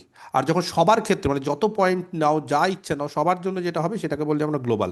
তো এই ক্ষেত্রে আমরা 11-12 ক্ষেত্রে যেটা করি সেটা তো একটা জাস্ট রেঞ্জের মধ্যে একটা কিছু করি, ওরকমভাবে করি না। যখন বড় বৃহত্তর ক্ষেত্রে হয় তখন লোকাল গ্লোবাল এই ধরনের হয়, ঠিক আছে? স্যার এগুলো বলছি গ্র্যাজুয়েশনে যদি মানে যেটা ডেমো দেবো তো সেই রিলেটেড কোশ্চেন করবে না গোটা সিলেবাস থেকেও করতে পারে যে কোনো জায়গা, যে আপনার কোনো জায়গা, যে anything anything from any portion, যে কোনো জায়গা থেকে, যে যে কোনো জায়গা থেকে কোশ্চিন করছে। 11-12 যে কোনো জায়গা থেকে কোশ্চিন করছে। ইভেন ডেমো পছন্দ না হলে বা ডেমো যেটা শুরু করছো সেটা বলছে থেমে দাও, অন্য কিছু দাও, তাদের পছন্দ হচ্ছে, বা এরকম বলছে এটা বলবো না তুমি অন্য কিছু বলো, সেটাও হচ্ছে। তার ফলে ডেমো 3-4টে রেডি করতে হবে। ইভেন 3-4টে রেডি করার পরও তোমার ইচ্ছে মতো ডেমো দিতে দেবে কিনা তাও কোনো গ্যারেন্টি নেই, হয়তো বলতে পারে তুমি একটা লিনিয়ারের কোনো পোর্শন পড়াও। তার ফলে তুমি যত বেশি পড়ে যাবে তত ভালো, যত বেশি পড়ে যাবে তত অন্তত কিছু না কিছু বলতে পারবে। সেই জন্য প্রত্যেকটা সাবজেক্ট যা এসএসসির গ্র্যাজুয়েশনের সিলেবাসে ছিল, 9-10-এর সিলেবাসে, তোমরা তো রিটেন পাস করেছো, রিটেন পাস করে তো ভালো করে পড়ে পাস করেছো, সেগুলো আরেকবার করে পড়ো না। খালি স্যার এমসিকিউ গুলো করার দরকার নেই, এমসিকিউ যেগুলো আছে স্যার সেগুলো অ্যাভয়েড করো। হ্যাঁ বলো। মানে শুধু এসএলএসটি সিলেবাসটা বলছি করলেই হবে, গোটা হুম। গ্র্যাজুয়েশনের সিলেবাস করার দরকার নেই, তাই তো? গোটা গ্র্যাজুয়েশনে স্যার, এসএসসি সিলেবাস প্রায় কিছু কিছু পোর্শন বাদে। স্যার, একটা কথা স্যার হুম হুম স্যার বলছি আমি তো শুধু 9-10-এই বসেছি, আমার এমএসসি করাও নেই। হুম এবার আপনি যে নোটসটা দিয়েছেন সেই নোটসের মধ্যে যেটা 9-10-এর পরীক্ষার সিলেবাসে ছিল সেগুলোই শুধু পড়লে হবে তো? একদম একদম, তার বেশি তুমি পারবেও না এখন। হ্যাঁ হ্যাঁ স্যার হ্যাঁ হ্যাঁ স্যার, ওইটাই স্যার বলছি স্যার, স্যার আমি ওই তার গোটা বেশি পারবে না। গ্র্যাজুয়েশনের সিলেবাস, দরকার গোটা নেই, গ্র্যাজুয়েশনের সিলেবাস অনেকটাই স্যার, সেটাই আর কি। দরকার নেই, দরকার নেই, আমি যেটা দিচ্ছি সেটাই, মানে ওটাই করো না তাহলেই স্যার অনেকটা হবে। স্যার ওটাই করা, হ্যাঁ বলো। স্যার বলছি যে স্যার আপনার ওই আপার প্রাইমারির ব্যাচটাতে কোনো কোনো ভিডিও স্যার খুলছে না, কোনো কোনোটা খুলছে। হতেই পারে না, আমাকে মেসেজ করো, আমি দেখছি, দেখছি আমি। আচ্ছা স্যার, সব- ডেমোটার যে আচ্ছা কথা বলছেন ওটা কি আর ক্লাস 9-10-এর পাঠ্য বই থেকে দিব না আমাদের গ্র্যাজুয়েশন থেকে দিব ডেমোটা? না না, ডেমোটা যে আমরা দিই, 9-10 থেকে তোমার যা যেখানে তুমি পরীক্ষা দিয়েছো সেখান থেকে দিবে। স্যার ওই মানে স্কুলের স্যার 9-10 তো? ব্যাচে, স্কুলের 9-10, ইয়েস, গ্র্যাজুয়েশন না, স্যার 9-10 থেকে। ব্যাচের সে অ্যাডের জন্য অনেকদিন আগে যে মেসেজ করেছিলাম ওরকম কিন্তু হয়নি স্যার অ্যাড। হয়নি? কি নাম তোমার? স্বর্ণালী দাস। সব করে রাখছি। এর ব্যাপারটা বুঝতে পারলাম না, স্যার গ্র্যাজুয়েশনের আপনাকে সিলেবাস ওই এরকম ডেমো গুলো পাঠিয়েছিলাম, আপনি কি স্যার একটু রিপ্লাইও করেননি স্যার? তাই রিপ্লাই করেনি আর বলছো? স্যার স্যার আমি আমি তো তো আগের লাইভে আগের বছর বছর কোথায় নোটস গুলো পাঠিয়েছিলাম। দিয়েছেন বুঝতে পারছি না। আমি আর সামলাতে পারছি না এত দিক। এসএসসি ইন্টারভিউ সব বাদ দিয়ে দিব এরপর। স্বর্ণালী দাস, তোমার নাম্বারটা বলো, লাস্টের 625। 89, হ্যাঁ 2625। ঠিক আছে স্বর্ণালী দাস, আচ্ছা আমি দেখছি অ্যাকচুয়ালি কি বলো তো, স্যার আমাকেও স্যার তোমাকে আমি ওটা- আপনার আমার স্যার ডেমোটা বলছি দেখুন। মোট দুটো গ্রুপই আছে তো, কিসের দুটো গ্রুপ? ইন্টারভিউ। ইন্টারভিউ এখন নতুন গ্রুপ করেছি, ভেরিফিকেশন গ্রুপ, সেখানে 1025 জন হয়ে গেছে, আমি আর ওখানে অ্যাড করতে স্যার পারছি না বলে নতুন গ্রুপ খুলবো আবার। আমি তো স্যার বুঝতে আমি পারিনি যে আমার এত ছাত্রছাত্রী, তোমরা কি সত্যি পেয়েছো না এমনি এমনি বলছো, মানে এত ছাত্রছাত্রী পেলো কি করে? হ্যাঁ মানে আগে আমি ভাবলাম কি যে 400-500 ছাত্রছাত্রী পেয়েছে মনে হয়, আমি নতুন একটা ব্যাচ খুললাম, দেখছি 1025 জন হয়ে গেছে গ্রুপে, আরও দেখছি এখনো রিকোয়েস্ট পাঠাচ্ছে, সব আমারই ছাত্রছাত্রী। তো এরা কি পেয়েছে না এমনি থেকে আছে যে ইন্টারভিউটা একটু দেখি কিরকম হচ্ছে লোকজন? হ্যাঁ না সবাই আছো এই ব্যাচে, যারা নতুন যে ভেরিফিকেশন ব্যাচে, সবাই কি পেয়েছো? স্যার হ্যাঁ নতুন স্যার আপনি ভেরিফিকেশন চেক ব্যাচটা করে কি নিন। বুঝতে পারছি না আমি তো, যেটাই আপনি এখানে যেটা মানে খুলেছেন যে যেখানে স্যার হচ্ছে সেটা, আর কি নতুন যতজনের কোনো অ্যাড ব্যাচ হয়েছে স্যার হয়েছে নাকি? ততজনই হবে হয়তো। কল যতজনের ফর ইন্টারভিউ যেটা ভিডিওতে সেটা যতজনের একটু অ্যাড হয়েছে বলবেন? আপনার এখানে ততজনই হবে, বাকি মনে হয় কিছু থাকতে পারে আলাদা। টোটাল না, 1025-এর এই গ্রুপটা হ্যাঁ তো এই এই আছে। গ্রুপ, এই গ্রুপটাতে তো পেয়েছো তো সবাই, মানে এই গ্রুপে তো এরকম হ্যাঁ কেউ আছে স্যার যে হ্যাঁ পাইনি? স্যার, আর স্যার হ্যাঁ পেয়েছি স্যার। তা আমি তো না পেলে তো এখানে জয়েন করার মানে আমি তো কোনো কারণ খুঁজে পাচ্ছি না, আমি তো স্যার কোনো কারণ না খুঁজে পাচ্ছি না। জেনারেল ফিমেল এখানে তো sir sixty. Form fill up করে তবেই জয়েন হয়েছে। ফর্ম ফিল আপ করেই জয়েন হয়েছে, আমি তো ফর্ম ফিল আপ করে হ্যালো দেখিনি, স্যার, দেখবো একটা সব। কথা বলার ছিল, বলবো? হ্যাঁ হ্যাঁ বলো বলো বলো, হ্যাঁ নিশ্চয়ই। স্যার, বলছি আগের দিনের ক্লাসে সেই আপনি মানে আমরাও বলেছিলাম যে প্রতিটা চ্যাপ্টার ওয়াইজ যদি একটু হ্যাঁ করবো আলোচনা তো করে দেন, বলেছিলাম। যে হ্যাঁ আচ্ছা আজকে তো এবার সেই এবার বলেছিলেন এটা পড়তে বলেছিলাম কিন্তু এটা। এত কোশ্চিন, এবার হ্যাঁ শোনো, আজকে তো রিয়াল অ্যানালাইসিস আমি করার বলছি কথা আমি ছিল। বলছি আমি বলছি আমি বলছি আমি যে প্রতিটা চ্যাপ্টার যে আলোচনা করে দেবো সেগুলো কিন্তু বেসিক্যালি আমি যা নোট দিচ্ছি সেগুলোই। তো আমার মনে হয় যে এতটা সময় কি আমার নষ্ট না করে তোমরা যদি বাড়িতে পড়ো তাহলে তো বেটার, স্যার কি বলো? বাড়িতে তো স্যার আমরা এই হ্যাঁ স্যার, নোটটা, হ্যাঁ স্যার, নোটটা হ্যাঁ স্যার কোথায় বাড়িতে দেখতে আমরা পাচ্ছি না, মানে পড়বো। কোন ড্রাইভে? নোটটা ড্রাইভটা স্যার হোয়াটসঅ্যাপ, আরেকবার দেখিয়ে দিন। স্যার আপনি তো হ্যাঁ নোটটা স্যার দিয়ে এখানে দিলেন, মানে ওটা আলোচনা তো করলে বাড়িতে। স্যার ভালো হবে হ্যাঁ স্যার। বলছিলাম যে আপনি তো নোটটা দিয়ে গুগল দিলেন, ওটা ড্রাইভ বাড়িতে আছে, গুগল পড়তাম, ড্রাইভ। আর আপনি ইন্টারভিউটা কন্টিনিউ করতেন, তাহলে বুঝতে আমি পারতাম ওটাই বলে যে দিই, কেমন। আমি ওটাই বলে স্যার দিই, আমার আমরা আমার স্যার কথা শুনো, আমার আমরা কথা শুনো, স্যার আমার কথা শুনো, চ্যাপ্টার ওয়াইজ আমরা বাড়িতে পড়বো, তারপর সেখান থেকে আপনি আমার কথা ইন্টারভিউ শুনো, রিলেটেড কোশ্চেন না ধরবেন। না, আমার কথা শুনো, আমার কথা শুনো, মানে আমি যেটা একটু বলে দিই। 1 নম্বর হচ্ছে এগুলো তোমরা পড়ো, আর আমি ইন্ডিভিজুয়ালি কোশ্চিন ধরতে চাইছি। কেন বলতে চাইছি, কারণ এটা একটা না, মানে এই যে তোমরা যেটা বলছো না স্যার আলোচনা করে দিন, আলোচনা আলাদা জিনিস, ওটা রিটেন এক্সামের ক্ষেত্রে কাজে লাগে। ইন্টারভিউয়ের ক্ষেত্রে তোমাকে পড়তে হবে, আমি তোমাকে কোশ্চিন করবো 1 to 1, ওই যে বলতে হ্যাঁ পারাটা, স্যার ওই কোশ্চেন জিনিসটাই হচ্ছে করবেন আসল। না ওই চ্যাপ্টার ওয়াইজ, মানে আমি চাইছি তোমরা করা যাতে, থাকবে না সেই আমি চ্যাপ্টার বলে দিই ওয়াইজ। আমি বলে দিচ্ছি, দাঁড়াও, আমি একটু দেখিয়ে দিই, 1 মিনিট আমি দেখিয়ে দিই, আমি যেটা বলছি সেটা সবাই শোনো, আশা করি বেনিফিটেড হবে। কারণ তোমাদের অনেকজনের অনেক রকম মতামত, সব মতামত মিলবে না, কিন্তু আমি মাদ্রাসার ক্ষেত্রেও যেটা করেছি বা এবারও যেটা 11-12-এর ক্ষেত্রে যেটা করছিলাম, এই যে WBSSC কল ফর ভেরিফিকেশন আছে, এই যে এইটাতে তোমরা যাবে, এই গ্রুপের ডেসক্রিপশনে যাও, ডেসক্রিপশনে দেখো গুগল ড্রাইভের লিঙ্ক আছে, পেলাম লিঙ্কটা, পেলে এই যে লিঙ্কে দেখো এখানে আছে সব, সব আছে ক্লাস, কেন পাচ্ছ না জানি না, একটু খুলতে হবে গুগল ড্রাইভের লিঙ্কে, তোমরা সব ডাউনলোডও করতে পারবে, যেটা খুশি করতে পারবে। দ্বিতীয় যেটা বিষয় সেটা হচ্ছে তোমরা এক এক করে পড়তে থাকো, পড়ার পর যাদের মোটামুটি তৈরি, অনেকেই আছে এখানে যারা 11-12-এ মানে ইন্টারভিউতে চান্স পেয়েছো, 9-10-এও আবার পেয়েছো, তারা তোমরা মক ইন্টারভিউ বা মক ডেমো দিতে পারো। আমি যে কথাটা বুঝতে পারছি, আমার মক ইন্টারভিউ বা মক ডেমো দিতে পারো। মক ইন্টারভিউ বা মক ডেমো যদি দাও, তাহলে আমি বিভিন্ন জায়গা থেকে কোশ্চিন করব, সেই কোশ্চিনগুলো তোমাদের কাজে লাগবে। পাশাপাশি তোমরা নিজেরা সেই জায়গাগুলো থেকে ঠিকঠাক করে পড়তে পারছো কিনা, ঠিকঠাক অ্যান্সার দিতে পারছো কিনা, বা কোশ্চিন করলে কীরকম পরিস্থিতি থাকে সেটা ফেস করো। যত ফেস করবে তত ইন্টারভিউয়ের সময় ভয় কাটবে। আমি কিন্তু নতুন 2 মাসে তোমাদের কিছু শেখাতে পারবো না নতুন, একদম ফ্যাক্ট বলছি। তুমি যদি ভাবো স্যার 2 মাসের মধ্যে আপনার কাছে অ্যানালিসিস অ্যালজেব্রা শিখে নেবো, সেটা সম্ভব না। তার ফলে আমার কাজ হচ্ছে তোমাদের এখন মেন্টালিটি স্ট্রং করা এবং তোমাদের ভয় কাটানো। সেটা কি করে সম্ভব? বারবার করে মক ইন্টারভিউ দাও, বারবার করে ডেমো দাও, ডেমোগুলো আমাকে পাঠাও, মক ইন্টারভিউ দিতে থাকো। আমি প্রতিদিন এরকম চেষ্টা করবো 30-40 জনকে 5 মিনিট 7 মিনিট করে কোশ্চিন করার। যত কোশ্চিন করব তত তোমরা ফেস করবে ডিফারেন্ট ডিফারেন্ট কোশ্চিন হবে। 30 জনকে যদি 5টা করে কোশ্চিন করি বা 6টা করে কোশ্চিন করি, 180 থেকে 200 খানা কোশ্চিন হবে। সেই কোশ্চিন আমার কাছে রেডি আছে, সেটা ডিফারেন্সিয়াল ইকুয়েশন হোক, সেটা অ্যানালিসিস হোক, সেটা অ্যালজেব্রা হোক, সেটা যে কোনো জায়গা থেকে। এর মধ্যে থেকে আমি যেই কোশ্চেনগুলো করব, সেই কোশ্চেনগুলো বিভিন্ন স্যার ম্যাডামরা ইন্টারভিউতে করে আসছে বা এসএসসির ক্ষেত্রে করছে, সেগুলো আমার কাছে অনেক কিছু ইনফরমেশন এসছে, সেগুলো জানতে পারছি। বিভিন্ন ছাত্রছাত্রীর কাছ থেকে জানা যাচ্ছে যে কী কী দিয়েছে ইন্টারভিউতে বা তাদেরকে কী কী ধরেছে 11-12-এ। সেইগুলো আস্তে আস্তে যখনই আমি করতে থাকবো, তার ফলে অনেকটা হেল্প পাবে। এই ধরনের কোশ্চেনগুলো করে, কারণ ইন্টারভিউতে না ওই ট্রিকি কোশ্চেন করে, সেই ট্রিকি কোশ্চেন কী কী সেগুলো কিছু বিস্তর আমার জানা আছে, সেগুলো আমি করব। স্যার পাশাপাশি আপনি আমি স্যার কোশ্চেনটা পাশাপাশি ধরবেন, আমি কিন্তু সেই আমি চেষ্টা চ্যাপ্টারটা করছি, আমি পড়া বলছি পড়তে পাশাপাশি দেবেন আমি সেই জিনিসের আমার জন্য। কথা শোনো, আমার কথা শোনো, পাশাপাশি আমি 2-3 জন স্যারকে রাখবো অনলাইনেই। অনলাইনে আরও 2-3 জন ম্যাথামেটিক্সের স্যারকে রাখবো, কলেজ লেভেলের বা কলেজের অধ্যাপকদের, তারাও তোমাদের কোশ্চিন করবে পাশাপাশি। সেটা আমি ভেবেছি। তো সাইমালটেনিয়াসলি আমরা 3-4 জন তোমাদের মক ইন্টারভিউ নেব, একজন একজন করে এরকমভাবে আমাকে বলবে যে স্যার আমরা দেব, তাহলে আমি নেব। কারণ ওই অ্যানালিসিস পড়ান স্যার বা কিছু বলে দিন, এইভাবে হবে না। আমি কোশ্চিনের মাধ্যমে বলতে হবে। কারণ ইন্টারভিউ এমন একটা জিনিস না, ইন্টারভিউ হচ্ছে তুমি একটা কোশ্চিন করলে বা আমি একটা কোশ্চিন করলাম, তুমি একটা অ্যান্সার বললে, সেই অ্যান্সার থেকে কিন্তু আবার কোশ্চিন হয়। তার ফলে ইন্টারভিউটা ওই লেভেলে হয় না যে এই কোশ্চিন তোমাকে ধরলো, ভাইবা না। ইন্টারভিউ মানে আচ্ছা বলো তো রোলস থিওরেম কি, আচ্ছা বলো তো মিন ভ্যালু থিওরেম, এরকম না। তোমাকে হয়তো রোলস থিওরেম জিজ্ঞেস করলো, তারপরে রোলস থেকেই তোমাকে ভেতরে ঢুকে যাবে।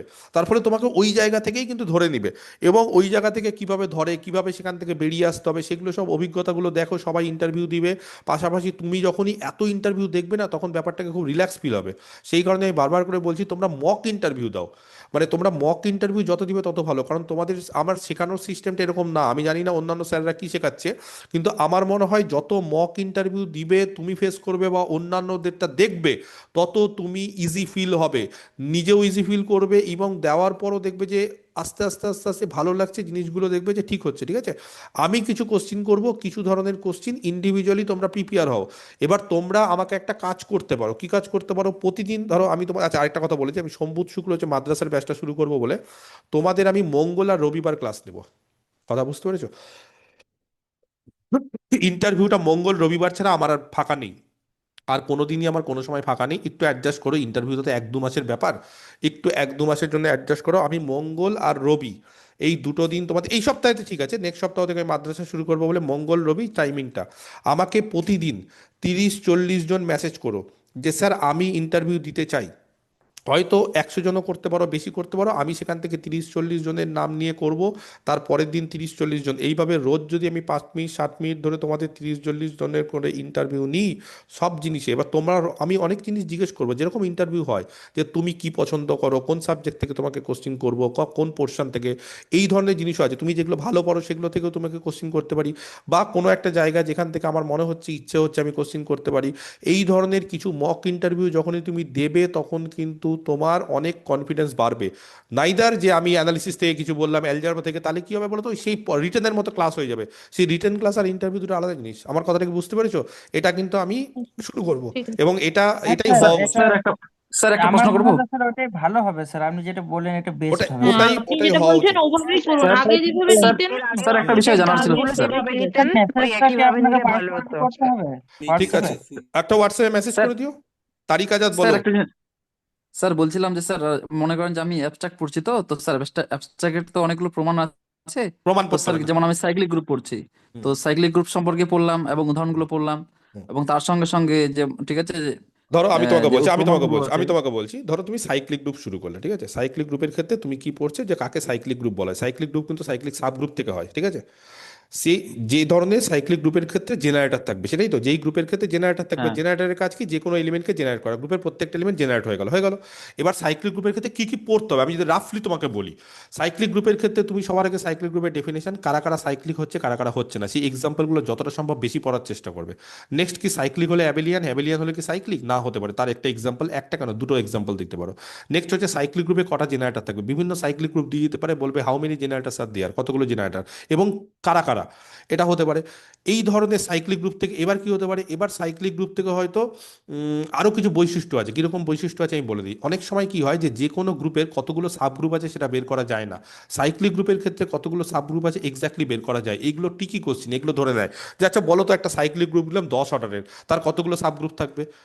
10 অর্ডারের 5 সাইক্লিক গ্রুপের কতগুলো সাব গ্রুপ থাকবে? 10 10-এর যতগুলো ডিভাইজার, হ্যাঁ 5-10 10 হবে আর কি একদম যেটা 10-এর যতগুলো ডিভাইজার, প্রত্যেকটা ডিভাইসের জন্য একটা করেই থাকে, এটা সাইক্লিক গ্রুপের।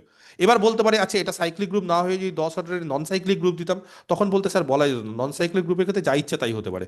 বুঝতে পারছো? যখন গভীরে ঢুকবে কিন্তু। তার ফলে সাইক্লিক গ্রুপের প্রত্যেকটা থিওরেম, স্টেটমেন্ট এগুলো পড়তে হবে এবং দেখবে এগুলো সব আমি নোটে লিখিয়ে দিয়েছি। আমি যা যা নোটে করিয়েছি সাইক্লিক গ্রুপে, সেগুলো যদি পড়ে যাও আমার বিশ্বাস সেখান থেকে অনেক কোশ্চেন কমন পাবে। বুঝলে? স্যার বলছি এই নোটগুলোর তো ভিডিও আছে, তো ওই ভিডিওগুলো কি ওই অ্যাপটাতে পাওয়া যাবে আপনি যেটা বলছেন, মানে ওই তুমি কি নতুন ভিডিওটা দেখে স্টুডেন্ট? দেখেছি। হ্যাঁ স্যার।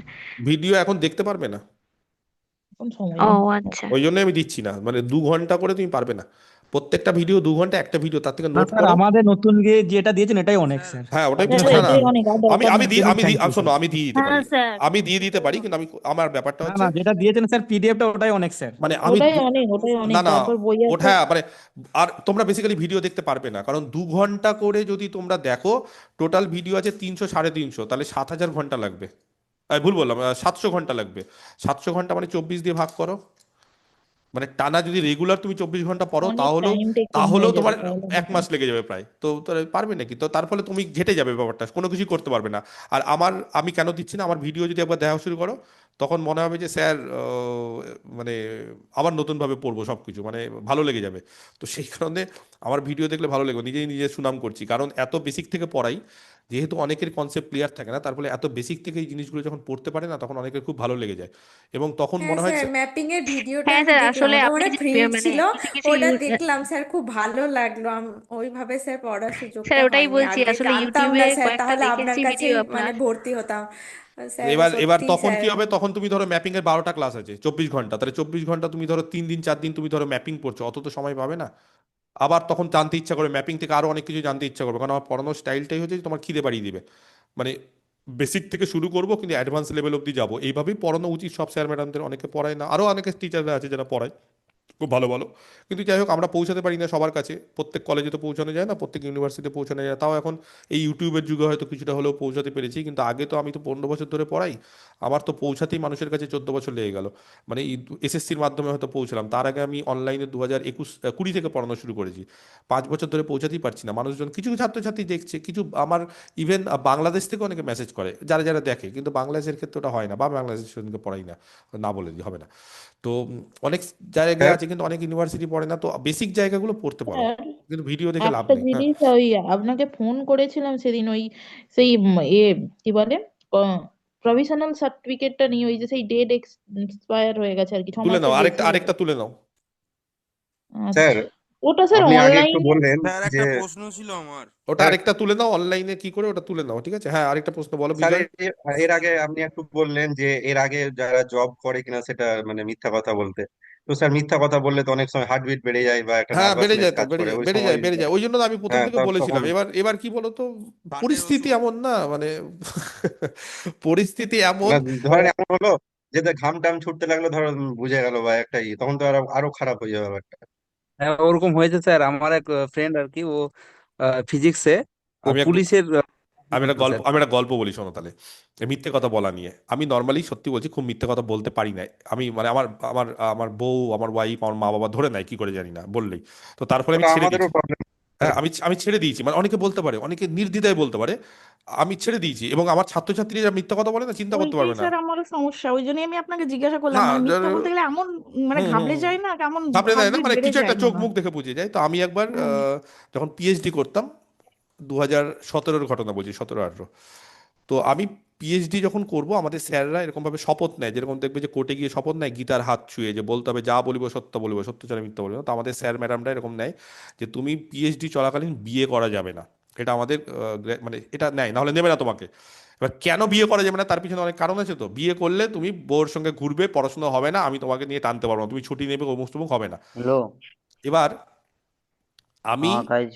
2018 সালে বললাম যে আমি মানে বিয়ে हाँ। করবো, শ্বশুর বাড়ির চাপে বা যাই হোক, বয়স হয়ে যাচ্ছে।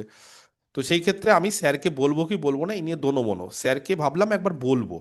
তো বললাম স্যার, অনেক দিন ধরে বলছি স্যার একটা কথা বলবো কথা বলবো। তো বলছে কি বল, বিয়ে টিয়ে করবি না তো?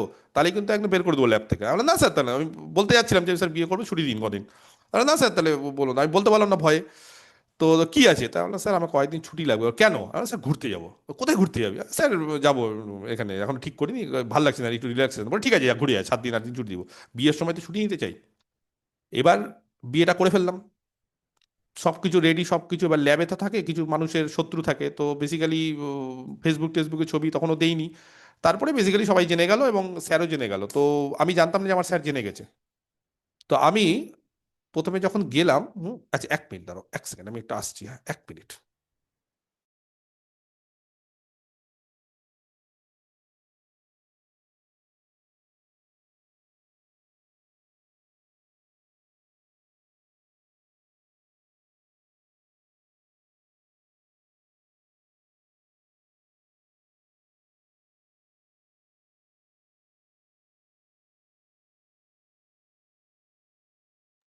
ওকে, ঠিক আছে। তো কি হয় যে মিথ্যে কথা বলাটা বলছি। এবার আমি গেলাম ল্যাবে 7-8 দিন পর। আমার স্যার অলরেডি জেনে গেছে, কিন্তু আমি জানি না যে স্যার জানে। স্যার এবার ধরে, মানে বুঝতে পেরেছো মিথ্যে কথা কাকে বলে। এবার স্যার আমাকে বললো যে সুদীপ আয়, নর্মাল ব্যবহার। আমি বললাম হ্যাঁ স্যার। বললো যে কিরে ঘুরে টুরে আসলি? আমি বললাম, হ্যাঁ স্যার। কোথায় গেছিলি? আমি তো ভাবছি যে নর্মালি তো আমার স্যার জিজ্ঞেস করে না কাকে কোথায় গেছিলি, কিন্তু জিজ্ঞেস করলে মানে নর্মালি হয়তো হতে পারে। তাই আমি বললাম যে স্যার এই কাছাকাছি। কোথায় বল না? বললো, স্যার দীঘা। মিথ্যা কথা বলে যাচ্ছি কিন্তু, হ্যাঁ অলরেডি বিয়ে ফিয়ে করে গেছি।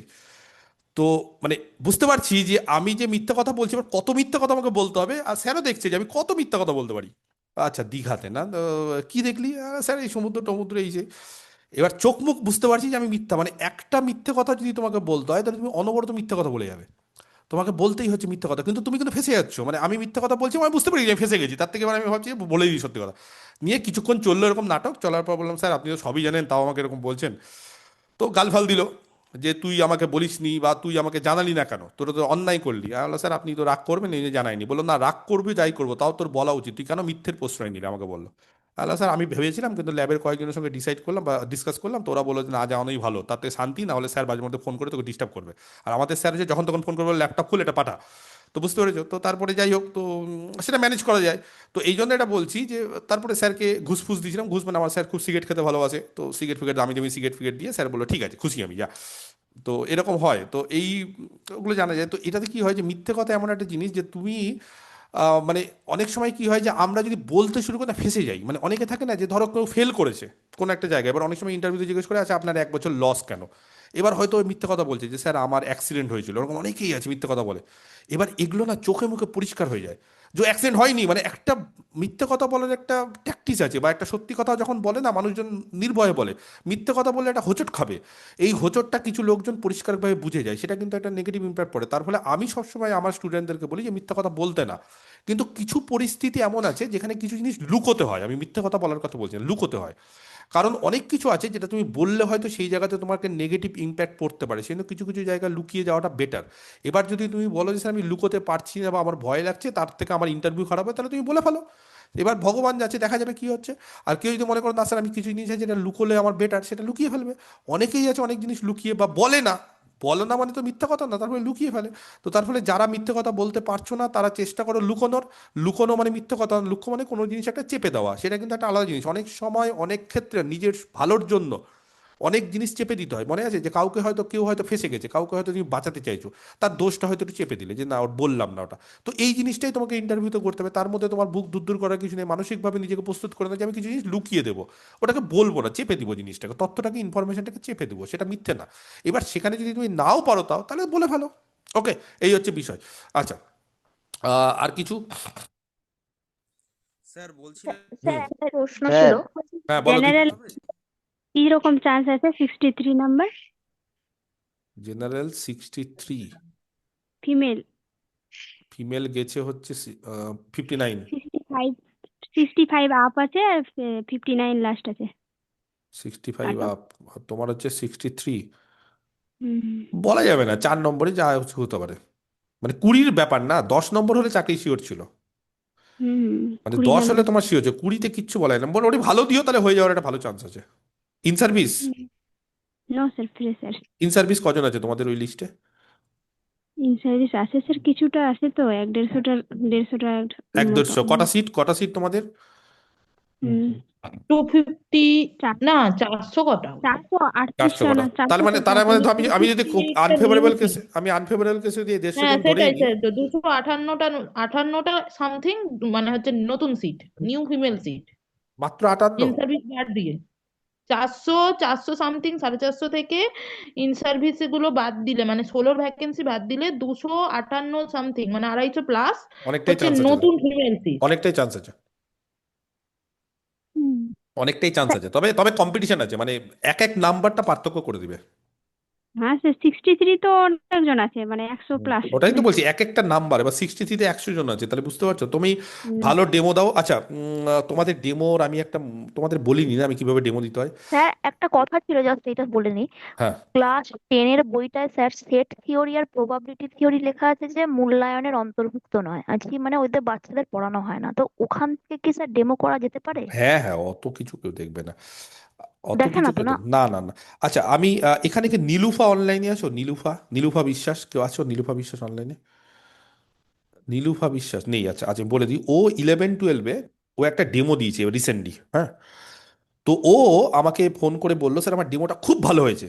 মানে কীরকম ভালো, ও যদি থাকে তাহলে ও বলতে পারতো আরো ভালো করে। তো ও বললো স্যার আপনি আমার ডেমোটাতে ওরা এতটাই মানে ইয়ে হয়েছে, আমাকে কোশ্চিন ধরেনি কিছু, মানে খুব কম কোশ্চিন ধরে ওরা বারবার করে বলেছে যারা এক্সপার্ট ছিল যে তুমি ডেমোটা খুব সুন্দর দিয়েছো। এবার আমি বললাম তাহলে কি দিয়েছো? বলছে স্যার ডেমোটা একদম আপনার মতো করে দিয়েছি। বললাম আমার মতো করে মানে? বলছে "স্যার, শুরু করেছি না এমন একটা কোশ্চিন দিয়ে, ওরা ওটাই পছন্দ হয়ে গেছে, মানে ওরা বলছে যে তোমার ডেমোটা কিন্তু খুব বারবার করে বলছো ওখানকার স্যাররা যে তোমার ডেমোটা বেশ ভালো লাগলো, মানে নিজে থেকে অনেক সময় থাকে না খুব ভালো ডেমো দিলে। তো এবার আমি বললাম কি ইউনিক দিলে তাহলে আমি শুনি, আমাকেও বলো। তো ওর যে ডেমোটা আমি শুনলাম, যতটা আমার মনে আছে, ওর ডেমোটাতে একটা কোশ্চিন দিয়ে শুরু করলো, মানে আমি যে ধরনের জিনিসপত্র বলছি বারবার করে, আমি কিন্তু আমার স্টুডেন্টদের বারবার করে বলছি কিছু ইউনিক দাও। আমি ইউনিক না দিলে কিন্তু মুশকিল। যেমন ধরো আমি একটা ছোট্ট জিনিস বলছি, আমি সিলেবাসের বাইরে গিয়েও বলছি, সিলেবাসের বাইরেও দিতে পারো। যেমন ধরো আমি একটা কথা, ছোট্ট কথা বলছি, যেমন হাইপারবোলিক ফাংশন জানো কেউ? হাইপারবোলিক ফাংশন যেরকম কস হাইপারবোলিক এক্স, এই যে হাইপারবোলিক ফাংশনটাকে কেন হাইপারবোলিক বলা হয় জানো? জানো না, অনেকেই জানো না। বলি স্যার কস এইচ এক্স মানে হচ্ছে e⁻x প্লাস e⁻−x/2, এটা সকলেই জানো। আর স্যার সাইন হাইপারবোলিক এক্সটাকে বলা হয় e⁻x মাইনাস e⁻−x/2। কোশ্চিনটা হচ্ছে হাইপারবোলিক এক্স কেন বলা হয়? এমনিও তো cos x হয়, এই cos x বা sin x যেটা নর্মাল, সেটা কিন্তু সার্কুলার cos x বা sin x ত্রিকোণমিতিক ফাংশন, এটাও কিন্তু এটা ত্রিকোণমিতিক কিন্তু এটা সার্কুলার কেন? বলছে যদি কোনো দিন দেখো কোনো সার্কেলের ইকুয়েশন, তাহলে সার্কেলের ইকুয়েশন দেখবে, একটা সার্কেলের ইকুয়েশন যদি আমি দেখি, যদি আমি ধরি যে সেন্টারটা তার অরিজিন 0 0, তাহলে x² plus y² equal to 1। তাহলে দেখো তো সেখানে x² plus y² equal to 1 যদি হয়, সেই x এর জায়গায় যদি তুমি cos x বসাও আর y এর জায়গায় যদি sin x বসাও, তাহলে সার্কেলকে স্যাটিসফাই করবে। তাহলে এই cos sin আর কিছুই না, সার্কেলের উপর বিভিন্ন পয়েন্ট। একটা সার্কেল যদি থাকে, তার সেন্টার যদি অরিজিন হয় তাহলে, আর রেডিয়াস যদি 1 হয়, ইউনিট সার্কেল, তাহলে সেই সার্কেলের উপর বা ইউনিট সার্কেলের উপর একটা পয়েন্টই হচ্ছে আমাদের cos x, sin x বা cos θ, sin θ। সিমিলারলি তুমি যদি একটা হাইপারবোলা নাও, বা আরো ভালো করে রেক্ট্যাঙ্গুলার হাইপারবোলা যদি নাও, কথাটা বুঝতে পেরেছো? তাহলে সেই হাইপারবোলার ওপর যদি একটা পয়েন্ট আমরা নেওয়ার চেষ্টা করি, ভালো করে বোঝার চেষ্টা করো। এই জিনিসগুলো যদি ডেমোতে বলতে পারো না, আমি বলছি এক্সপার্টরা প্রচণ্ড ইমপ্রেসড হবে। ধরো একটা হাইপারবোলা দেওয়া আছে রেক্ট্যাঙ্গুলার, তার ইকুয়েশন হচ্ছে x square minus y square is equal to 1, হয় কি না রেক্ট্যাঙ্গুলার? সেখানে তুমি যদি এক্সের জায়গায় কস এইচ এক্স বসাও আর ওয়াইয়ের জায়গায় সাইন এইচ এক্স বসাও, নিয়ে স্কোয়ার করে দাও, স্কোয়ার করে দাও, তাহলে দেখো তো 1 হচ্ছে কিনা। তার মানে এই যে এটাকে হাইপারবোলিক বলা হয়, কারণটা হচ্ছে এটা হাইপারবোলার উপর যে কোনো একটা পয়েন্ট, যেরকম ওটা সার্কেলের উপর যে কোনো একটা পয়েন্ট, এটা হাইপারবোলার উপর যে কোনো একটা পয়েন্ট। বোঝা গেছে? নেক্সট কি, নেক্সট হচ্ছে তাহলে এটা কস কেন ধরা হচ্ছে। দেখবে কসেক্স যখন তোমরা কমপ্লেক্স যদি পড়ো, তাহলে কসেক্সকে এইভাবে লেখা হয় E to the power I X মানে cos X plus I sine X, আর E to the power minus X মানে cos X minus I sine X. যোগ টোগ করে দেখো 2 কসেক্স আসবে, 2 দিয়ে ভাগ। তাহলে দেখো তো এটার সাথে এটা একটা সিমিলারিটি আছে, এখানে যে একটা আই আছে এখানে আই নেই, সেই জন্য এর মতো দেখতে বলে এটাকে কস হাইপারবোলিক। আর হাইপারবোলিক কেন বলা হয়? কারণ এটা হাইপারবোলার উপর একটা পয়েন্ট। সিমিলারলি সাইনও যেরকম দেখতে হয় এটাও সেরকম দেখতে, সেই কারণে এটাকে কস হাইপারবোলিক সাইন হাইপারবোলিক বলা হয়। এই নামকরণ, এই জিনিসগুলো অনেকেই জানে না, সবাই জানে হাইপারবোলিক ফাংশন। ইভেন অনেক টিচাররাও আছে যারা এই সম্পর্কে জ্ঞান নেই, তারা জানে sine H X, cos H X, tan H X, তাদের মধ্যে একটা সূত্র। কিন্তু কেন এটা করছে, এই বেসিক জিনিসটা যদি তুমি বুঝিয়ে দিতে পারো, এটা কিন্তু হাইপারবোলার উপর জিনিস, এটা কিন্তু যে কোনো 9-10-ও বোঝাতে পারো, 11-12-ও বোঝাতে পারো। তার ফলে এই ছোট্ট জিনিস যদি 3-4 মিনিটের উপর বুঝিয়ে দিতে পারো। বা এক্সটা কি, এক্সটা হচ্ছে একটা অ্যাঙ্গেল। কিসের অ্যাঙ্গেল? বলছে এই যে অ্যাঙ্গেলটা, বা একটা কি প্যারামেট্রিক ফর্মে এটা কি হয়, একটা অ্যাঙ্গেল হয়। ধরো এক্স আছে, এটা একটা এক্স, বা থিটাটা হচ্ছে এইটা। তার ফলে এখানে এইচটা কি, এখানে কিন্তু কস এইচটা হচ্ছে মেন ফাংশন, মানে একবারও কিন্তু ভাববে না এখানে এইচ এক্সটা অ্যাঙ্গেল, এখানে কস এইচটাই হচ্ছে মেন ফাংশন, মানে কস এইচ। আর এক্সটা হচ্ছে এখানে অ্যাঙ্গেল না, এখানে এরিয়া। এই এক্সটা হচ্ছে এখানে একটা এরিয়া, সেই এরিয়াটা কি, সেই এরিয়াটা এখানে বোঝাতে হয় যে এখানে যদি কোনো পয়েন্ট থাকে তাহলে তার একদম যে ইমেজ, সেই ইমেজটা নেবে আর এখান থেকে জয়েন করবে। এই যে এরিয়াটা, এই এরিয়াটাই হচ্ছে এক্স, এই যে এরিয়াটা সেটাই হচ্ছে এক্স। বুঝতে পেরেছো কোনটা বোঝাচ্ছি? তাহলে এইভাবে যখন তুমি একটা নতুনত্ব ডেমো দেবে, এইটা হচ্ছে এক্স, এই জায়গাটা, এই এরিয়া। বুঝতে পেরেছো? এই এরিয়াটা হচ্ছে এক্স। তাহলে এইভাবেই আমরা কস hyperbolic x sign hyperbolic extra define করি। এই হাইপারবোলিক এক্সের কনসেপ্টটা আরো সুন্দরভাবে, আমি তো অল্প করে বোঝালাম, সুন্দরভাবে যদি তুমি বোঝাতে পারো যে আমরা, আচ্ছা বলো তো স্টুডেন্ট, তোমরা তো পড়েছো কস hyperbolic sign hyperbolic cos x sine x, এই হাইপারবোলিকটা কি জানো? এইভাবে সুন্দর করে নাটক করে একটু বলতে হবে। আমি ওইভাবে নাটক করে বলছি না, কিন্তু তোমরা ওইভাবে বলবে। আচ্ছা এই কস হাইপারবোলিক এক্স, এটা তো তোমরা সকলেই জানো যে এর মানটা হচ্ছে E to the power X plus E to the power minus X by 2। বলো তো কেন এটাকে কস হাইপারবোলিক বলা হয়? কেন এইচটা হাইপারবোলিক? H means hyperbolic. কেন এটাকে হাইপারবোলিক? হাইপারবোলার সঙ্গে এর কি সম্পর্ক এই কস আর সাইনের? বলতে পারবে? পারবে না তো? আচ্ছা দেখো তাহলে শুনে নাও।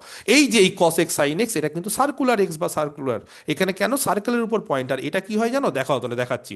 এবার আমরা কি করি, আমরা হাইপারবোলার উপর যে কোনো পয়েন্টকে না, তার প্যারামেট্রিক ফর্মকে দেখবে আমরা ধরে নিই সেক থিটা ট্যান থিটা, এটা ধরি কিনা? কেন? কারণ সেক থিটা ট্যান থিটাও কিন্তু স্যাটিসফাই করে। আমরা কিন্তু অনেক রকম ভাবে ধরি। কেউ যদি চাও এটাকে কোসেক থিটার কট থিটাও ধরতে পারো। বুঝতে পেরেছো? সেক থিটা ট্যান থিটা ধরেই তো একটা হাইপারবোলার পয়েন্ট ধরা, আবার এটা। আর যদি আমরা চাই তাহলে কস এইচ এক্স বা কস এইচ থিটা আর সাইন এইচ থ্রি, 3 রকম ভাবেও ধরা যায়। তবে এবার বলতে পারো যে আমরা এটা কেন ধরি, কারণ এটা খুব সচরাচর ভালো। আর এইটা ধরি না কেন, এটা সচরাচর কঠিন। কেন কঠিন? কারণ কস বা সাইন এইগুলো কোনোদিন নেগেটিভ হয় না। E to the power X, E to the power minus X, এগুলো নেগেটিভ হয় না। নেগেটিভ না হওয়ার দারুন, যেহেতু রেক্ট্যাঙ্গুলার হাইপারবোলা বা যে কোনো হাইপারবোলার দুটো ব্রাঞ্চ থাকে, তাহলে এইগুলো শুধু পজিটিভ ব্রাঞ্চেরই পয়েন্ট। সেই জন্য এই হাইপারবোলিক ফাংশনটা খুব ছোট ক্লাসে কম ধরা হয়। কেন কম ধরা হয়? কারণ এগুলো শুধু পজিটিভ ব্রাঞ্চ যেটা থাকে, সেই পজিটিভ ব্রাঞ্চের পয়েন্টটাকে ইন্ডিকেট করে, নেগেটিভ ব্রাঞ্চের পয়েন্টকে ইন্ডিকেট করে না। কিন্তু যদি সেক ট্যান বা কোসেক কট ধরি, তাহলে যে কোনো ব্রাঞ্চকেই ইন্ডিকেট করে বলে এইগুলো বেশি প্রেফারেবল, বা এইগুলোই ছোটবেলা থেকে শেখানো হয়। কিন্তু কেন এটা শেখানো হয় না, তার কারণ হচ্ছে এইটা বলে একটা পজিটিভ, কিন্তু এটা শেখাটা দরকার। এবং কেন এর নামকরণ হাইপারবোলিক সেটা আমি বললাম। এই জায়গাগুলো যদি বলতে পারো, এগুলো কিন্তু খুব ফান্ডামেন্টাল জায়গা। এগুলো কিন্তু বেসিক্যালি কোনো টপিক না যে 9-10-এর 11-12-এ, এটা এমন একটা জিনিস যা কনসেপচুয়াল। এই কনসেপচুয়াল জিনিসগুলো যদি বলতে পারো, আমার মনে হয় সেই ডেমোটা একদম ইউনিক হবে। এরকম কিছু ইউনিক ডেমো যদি বলো বাঁচতে, তোমরা বাছো। আমি বারবার করে তোমাদের যেটা বলছি, মানে আমার কথাটা মন দিয়ে শোনো, আমি কিন্তু খারাপ কথা বলছি না। ওই যে আমি যে ছাত্রীটার নাম বললাম নীলুফা, ও কিন্তু এমন একটা ডেমো দিয়েছে, এটা কোশ্চিনের মধ্যে দিয়ে শুরু করেছে, এবং ওই ডেমোটাও ওদের খুব ভালো লেগেছে। কারণ 11-12 কিন্তু আমার কোশ্চিনের মতো করে শুরু কেউ করেনি। কারণ আমি এই জিনিসটা অনেকদিন আগে থেকে বলবো, আমি রিসেন্টলি একটা ভিডিও করে বলার পর থেকে অনেকে ব্যাপারটা বুঝতে পেরেছে যে হ্যাঁ এইভাবে বললেই তো ব্যাপারটা ভালো লাগছে। না হলে অনেকে আমাকে বলে যে স্যার আমাদের বিএডের নিয়ম হচ্ছে যে আগে আপনাকে থিওরি পড়াতে হবে, তারপরে সেখান থেকে কোশ্চিন। দেখো বিএডের ওই মানধাত্তার নিয়মে এখন কেউ চলে না। ওই আগেকার নিয়ম করতে গেলে তোমার ডেমোর মধ্যে কোনো নতুনত্ব থাকবে না, তার ফলে তোমার ডেমোটাকে কেউ প্রেফারই করবে না। নর্মাল একটা ডেমো, মানে সবাই যেটা বলছে সেটা। তোমাকে তো একটা এক্সেপশনাল কিছু বলতে হবে। তোমার চাকরি পেতে গেলে সুযোগ একটাই। আমি যদি তোমাদের জায়গায় হতাম, আমাকে যদি ডেমো দিতে হতো, আমি বিশ্বাস করে এমন একটা ডেমো চুজ করতাম। এবার বলতে পারছে আপনি তো স্যার, না আমি স্যার তো কি হয়েছে, আমি কত বেশি জানি, এমন কিছু বেশি জানি না। ইভেন আমার ছাত্রছাত্রী আমার থেকে আরো ভালো জানে অনেকে। কিন্তু আমি এমন ডেমো চুজ করতাম, আমাকে সার্চিং করতে হতো। যদি বলো স্যার কি করে সার্চিং করবো, সার্চিং করার নিয়ম আছে। ধরো তুমি এমন একটা টপিক সার্চিং করতে চাইছো যেটা খুব নিচু লেভেলের, 9, 10, 11, 12, তাহলে আমাদের একটা অপশন হচ্ছে চ্যাট জিপিটি, খুব দুর্ধর্ষ জিনিস, বা যে কোনো এআই টেকনোলজি। একটা হচ্ছে ইউটিউব। তুমি ধরো সার্কেলের উপর, ধরো তুমি বললে স্যার আমি বৃত্ত বা সার্কেলের উপর ডেমো দেবো, আমি হলে কি করতাম জানো? আমি বৃত্তর উপর সার্চ মারতাম ইউটিউবে, ইউটিউবে খুলতাম যে সাম ইন্টারেস্টিং, সার্চ মারতাম। সার্চিং শিখতে হবে, আমাদের পিএইচডি লাইফে আমরা এগুলোই শিখেছি শুধু। সাম ইন্টারেস্টিং, ইউনিক বা ডিফারেন্ট কনসেপ্ট অ্যাবাউট সার্কেল। এবার এখান থেকে তুমি দেখবে তোমাকে 30, 40, 50, 100টা ভিডিও পেলে। এবার তোমাকে সেখান থেকে দেখতে হবে কোনগুলো 3-4 মিনিটের, 10 মিনিটের মধ্যে আছে। সেই ভিডিওগুলো দেখতে দেখতে, বা তুমি হয়তো প্রথম 8টা 10টা দেখলে, তার মধ্যে পেয়ে গেলে খুব ভালো। তুমি দেখলে যে সার্কেলের সম্পর্কে অনেক কিছু বলা যায়। সব সময় যে সার্কেলের এরিয়া আর পরিধি আর 2 পাই আর পাই আর স্কোয়ার আর পিজাকে স্লাইস করা যায়, ওই জিনিস আর চলে না এখন। তার ফলে তুমি অন্য কিছুও করতে পারো। এবং তুমি এমন কিছু দেখো যেটা খুব ইন্টারেস্টিং কিন্তু আমাদের সাবজেক্ট রিলেটেড, সেখান থেকে তুমি নিলে। এইবার তুমি ওই ভিডিওটা নেওয়ার পর ওই ভিডিও থেকে আরো কনসেপ্ট তৈরি করতে হবে, এখন কি কি কোশ্চিন করবে। এবার তুমি চ্যাট জিপিটির সাহায্যে ওই ভিডিওটাকে দাও, দিয়ে লেখো যে এখান থেকে কি কি কোশ্চিন আসতে পারে, বা different different questions from this topic show me, দেখিয়ে দিবে, বিভিন্ন ধরনের দেখাবে। আরো সার্চিং করো। এই যে করবে তাতে কি হবে, তুমি এত কিছু ওই সাবজেক্টটার ব্যাপারে বা ওই ডেমোটার ব্যাপারে জানবে যে তুমি দেখবে ডেমোটাও ইউনিক, যেটা সচরাচর কেউ বলবে না। পাশাপাশি তোমার ডেমো রিলেটেড বিভিন্ন কোশ্চিন আনসারও তুমি পেয়ে যাবে। হ্যাঁ, এবার বাকিটা তো কিছু ভাগ্য আছে অবশ্যই, প্লাস গ্র্যাজুয়েশন জিনিসপত্র পড়তে হবে। তোমার ডেমো যখনই খুব ভালো হয়ে যাবে না, অর্ধেক কাজ শেষ। ভালো মানে কিন্তু তোমার বলার কায়দা, তোমার লেখা, এগুলোর পাশাপাশি তোমার মধ্যে একটা সুন্দর জিনিস, যে তুমি একটা ইন্টারেস্টিং। কারণ যারা ওখানে বসে আছে তারা প্রত্যেকে কলেজ লেভেল বা ইউনিভার্সিটির প্রফেসর, তারা বৃত্ত টিত্ত এগুলো শুনতে চায় না। এখন বেসিক্যালি যদি আমাকে 10 জন ডেমো দেয় না, আমি প্রথম জনের ডেমোটা ভালো করে শুনবো, দ্বিতীয় জনেরটা ভালো করে শুনবো, 3 নম্বর থেকে আমার কিন্তু আস্তে আস্তে দেখবে। বা ইভেন তোমাদেরও, তোমাদের কাছে যদি 10 জন ডেমো দেয়, তোমাদের স্টুডেন্টরাও যদি দেয়, দেখবে তো 10 নম্বর ডেমো তুমি কিছু শুনবেই না, মনে হবে কখন শেষ করবে ও। তো তার ফলে তুমি যখনই না কোনো ইন্টারেস্টিং জিনিস বলবে, তিনি আর শুনবে না। মানুষকে না শোনাতে হয়।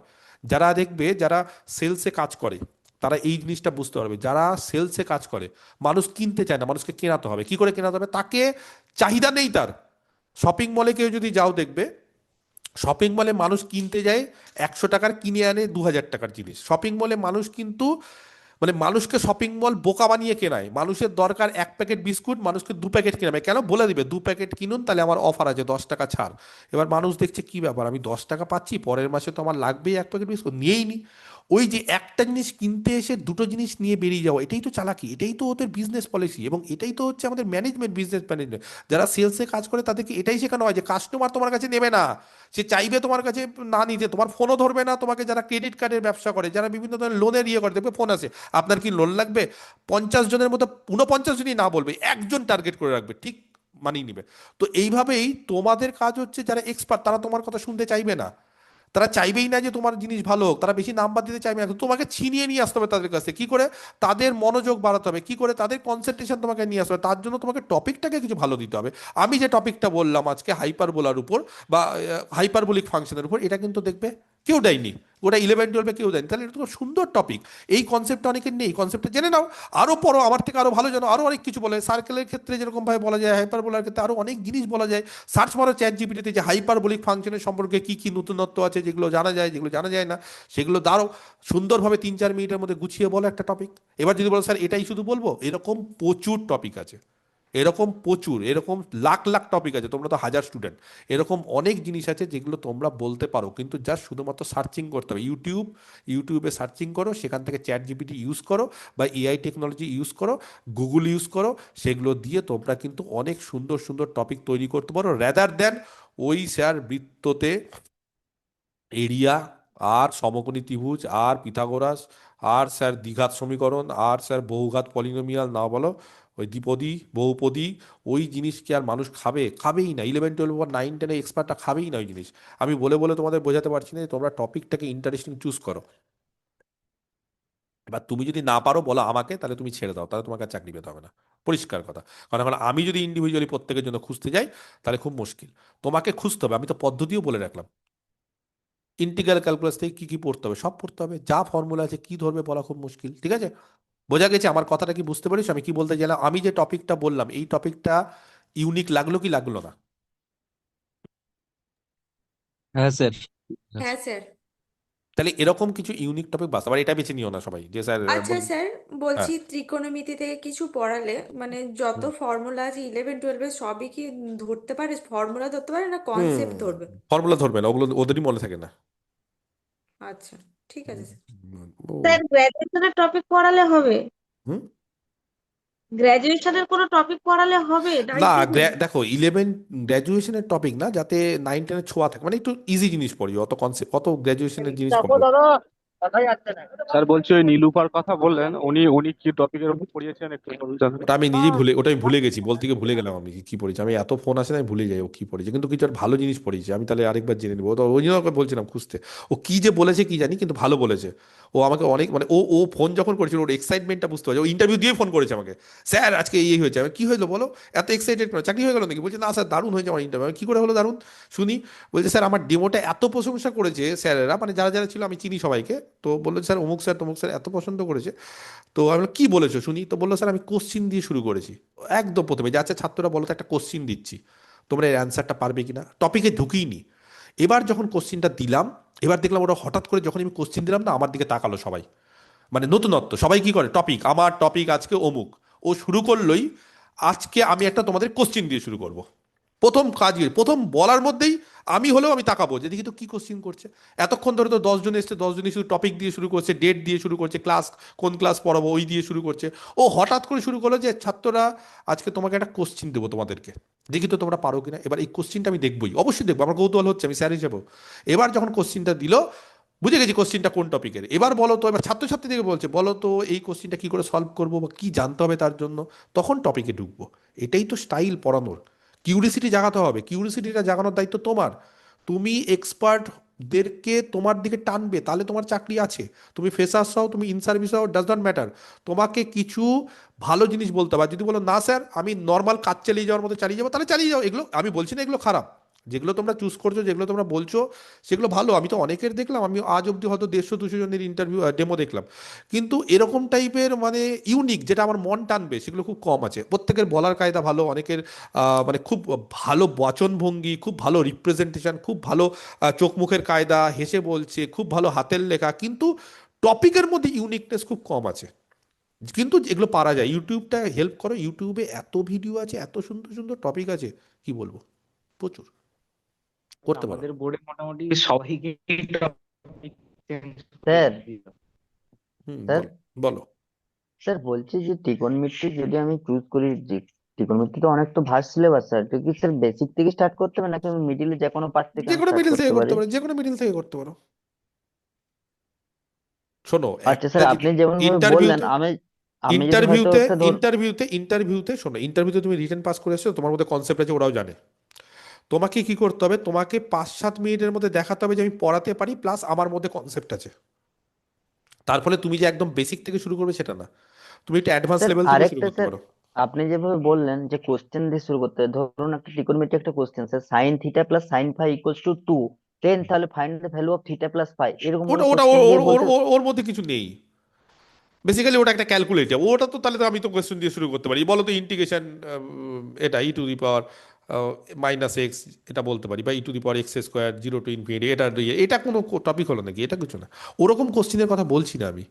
আমি কোনো কোশ্চেন ওরকমের কথা বলছি না যে একটা সলভ করো বা একটা থিওরেম সলভ করো, ওটার কথা বলছি না। আমি এমন কিছু বলতে চাইছি যেটা টপিকটার জন্য এবং খুব ইন্টারেস্টিং কোশ্চেন, মানে কোশ্চেনটা বেশ ভালো লাগবে।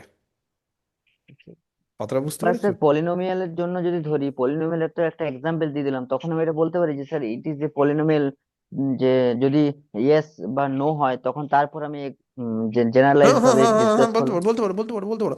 আচ্ছা তোমরা তো একটা, আমি একটা তাহলে ইকুয়েশন দিচ্ছি বা একটা জিনিস দিচ্ছি, বলো তো এটা পলিনোমিয়াল হবে কিনা, সেটা বলতে পারো। এবার সেখান থেকে তুমি ট্রান্সেন্ডেন্টালে যেতে পারো, বিভিন্ন ধরনের ভাগগুলো যেতে পারো, সুন্দর সুন্দর জিনিস এগুলো হতে পারে, মানে এই ধরনের কিছু একটা করতে পারো, ইন্টারেস্টিং। আচ্ছা স্যার, ইন কেস স্যার হয়তো মানে যদি নিজের ডেমোতে পেয়ে মানে স্যার বলতে পারেন, বলেন তো ঠিক আছে, যদি ইন কেস স্যাররা যদি চুজ করেন, তখন যদি না, ইন কেস সেটা প্রিপেয়ার্ড না থাকি। প্রথমে তোমার না প্রিপেয়ার তো থাকবে না, স্যারের ডিমো তো হাজার রকমের হতে পারে, কি করে তুমি প্রিপেয়ার থাকবে? সেখান থেকে তোমাকে চালাতে হবে, কিছু করে ম্যানেজ করতে হবে। তবে বা যদি তুমি ইন্টারেস্টিং কিছু ডেমো দাও, তাহলে তোমাকে ডেমো চেঞ্জ করতে বলবে না। কিন্তু তুমি যদি বোরিং একই জিনিসই বলো, তখন তোমাকে বলবে যে এটা শুনে এসেছি, তুমি একটা অন্য কিছু বলো। এবার যদি তুমি অন্য কিছুটাও বোরিং বলো, তখন বলবে আচ্ছা তুমি এখান থেকে বলো তো একটু। বুঝতে পেরেছো? এটা হওয়া উচিত, এটাই হয়। আচ্ছা স্যার, শোনো, বলছি স্থানাঙ্ক জ্যামিতি যদি আমি মানে চুজ করলে ওখানে কি পুরো জিওমেট্রি 2D 3D সব কোশ্চেন আসতে পারে? হ্যাঁ, যে কোনো কোশ্চেনই পড়তে পারে, যেটা খুশি ধরতে পারে, পড়ে যাও। স্যার স্যার আরেকটা কোশ্চেন ছিল, হুম স্যার এটা টপিকের বাইরে। হুম স্যার স্যার বলছি বলছি আপনি স্যার যদি আমি ভিডিওগুলো ডিসেম্বরে, আমাদেরকে দিয়ে দিতেন, তাহলে যে টপিকটাতে একটু দুর্বল আছি ওগুলো একটু দেখে নিতাম, তাহলে ক্লিয়ার হয়ে যেত যেগুলো একটু প্রবলেম আছে। স্যার আমার একটা আচ্ছা ঠিক আছে, ডাউট আমাকে ছিল। মেসেজ করো, স্যার মেসেজ করো। সব সব স্যার ভিডিওগুলো দিবেন না, ওগুলো আমরা দেখুন 3 মাস ধরে পড়েছি একটা বিষয় দিয়ে, এখন ওরা 500 আচ্ছা টাকা ঠিক দিয়ে আছে, সব। না না ওগুলো বলো না, ফালতু কথা, ওই সমস্ত যে টাকা পয়সার ব্যাপার না। ঠিক আছে, আমি দেখছি আমার স্টুডেন্ট সবাই ওরকম, ওগুলো কথা আমি শুনবো না, কে কি দিয়ে কি না দিয়ে ওগুলো পড়ে, এগুলো আমি দেখছি স্যার কি। হ্যাঁ স্যার আমার একটা ডাউট ছিল, মানে কোশ্চেন ছিল। স্যার হুম আমি ডিসেম্বরটাতে আপনার স্যার ক্লাসগুলো কন্টিনিউ করতে পারিনি, তো হুম বলছি স্যার এইটার কি আলাদা ফোল্ডার অ্যাপে আমি পাচ্ছি না, কোন মানে ব্যাচে দিয়েছেন নাকি ওটা আলাদা ওটা করে আলাদা প্রোডাক্ট? আলাদা তুমি হোয়াটসঅ্যাপ করো, আমাকে মেসেজ করো, আমি জানিয়ে দেবো, বা কল করো, আমি ওগুলো বলে দেবো কোথায় কি ফোল্ডার আছে, আমাকে দেখতে হবে। হ্যাঁ, আমাকে আলাদা স্যার করো। বলছিলাম কিছু কিছু কমন টপিকস যেগুলো সব থেকে বেশি ডেমোতে সবাই ইউজ করছে ডিফারেন্সিয়াল ইকুয়েশন, হ্যাঁ মানে স্যার আমি বলছি সবাই সেট, যেটা করছে সবাই যেটা ইউজ করছে সেটা হচ্ছে সেট থিওরি, খুব ইউজ করছে। নেক্সট ম্যাপিং খুব ইউজ করছে।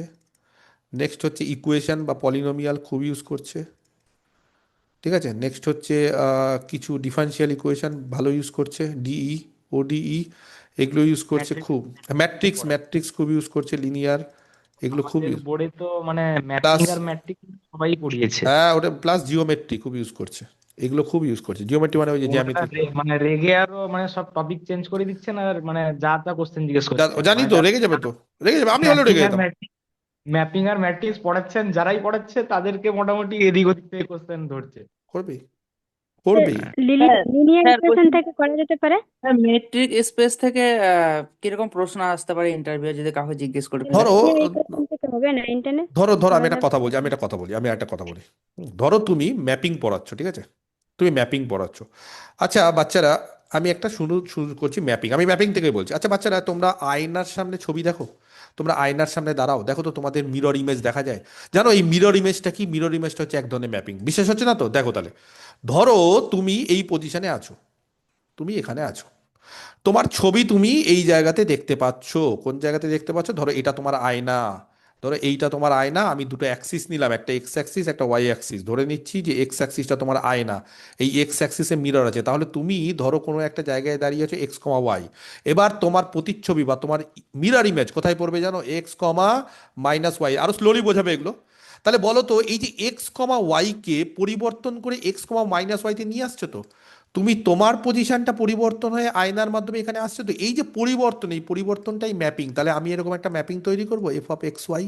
তাহলে এক্স ওয়াইকে কী করছে, এক্স কমা মাইনাস ওয়াইতে নিয়ে যাচ্ছে। এই ম্যাপিংটা জানো তোমরা, এই ম্যাপিংটা একটা নতুন ধরনের ম্যাপিং। কি ম্যাপিং জানো তোমরা? লিনিয়ার পড়েছো, লাইন। এই ম্যাপিংটাকে লিনিয়ার ম্যাপিং বলা হয়। বোঝা গেছে? টপিক কিন্তু এটা ভালো হবে এরকম। বা তোমরা প্রজেকশন পড়ো, এই যে তোমরা আহ, ধরো কোনো একটা সিনেমা হলে গেলে আগে দেখবে প্রজেক্টরের মাধ্যমে সিনেমা দেখানো হতো, বা দেখবে তোমরা স্কুল কলেজে দেখবে প্রজেকশন। এই জানো প্রজেকশন জিনিসটা কি?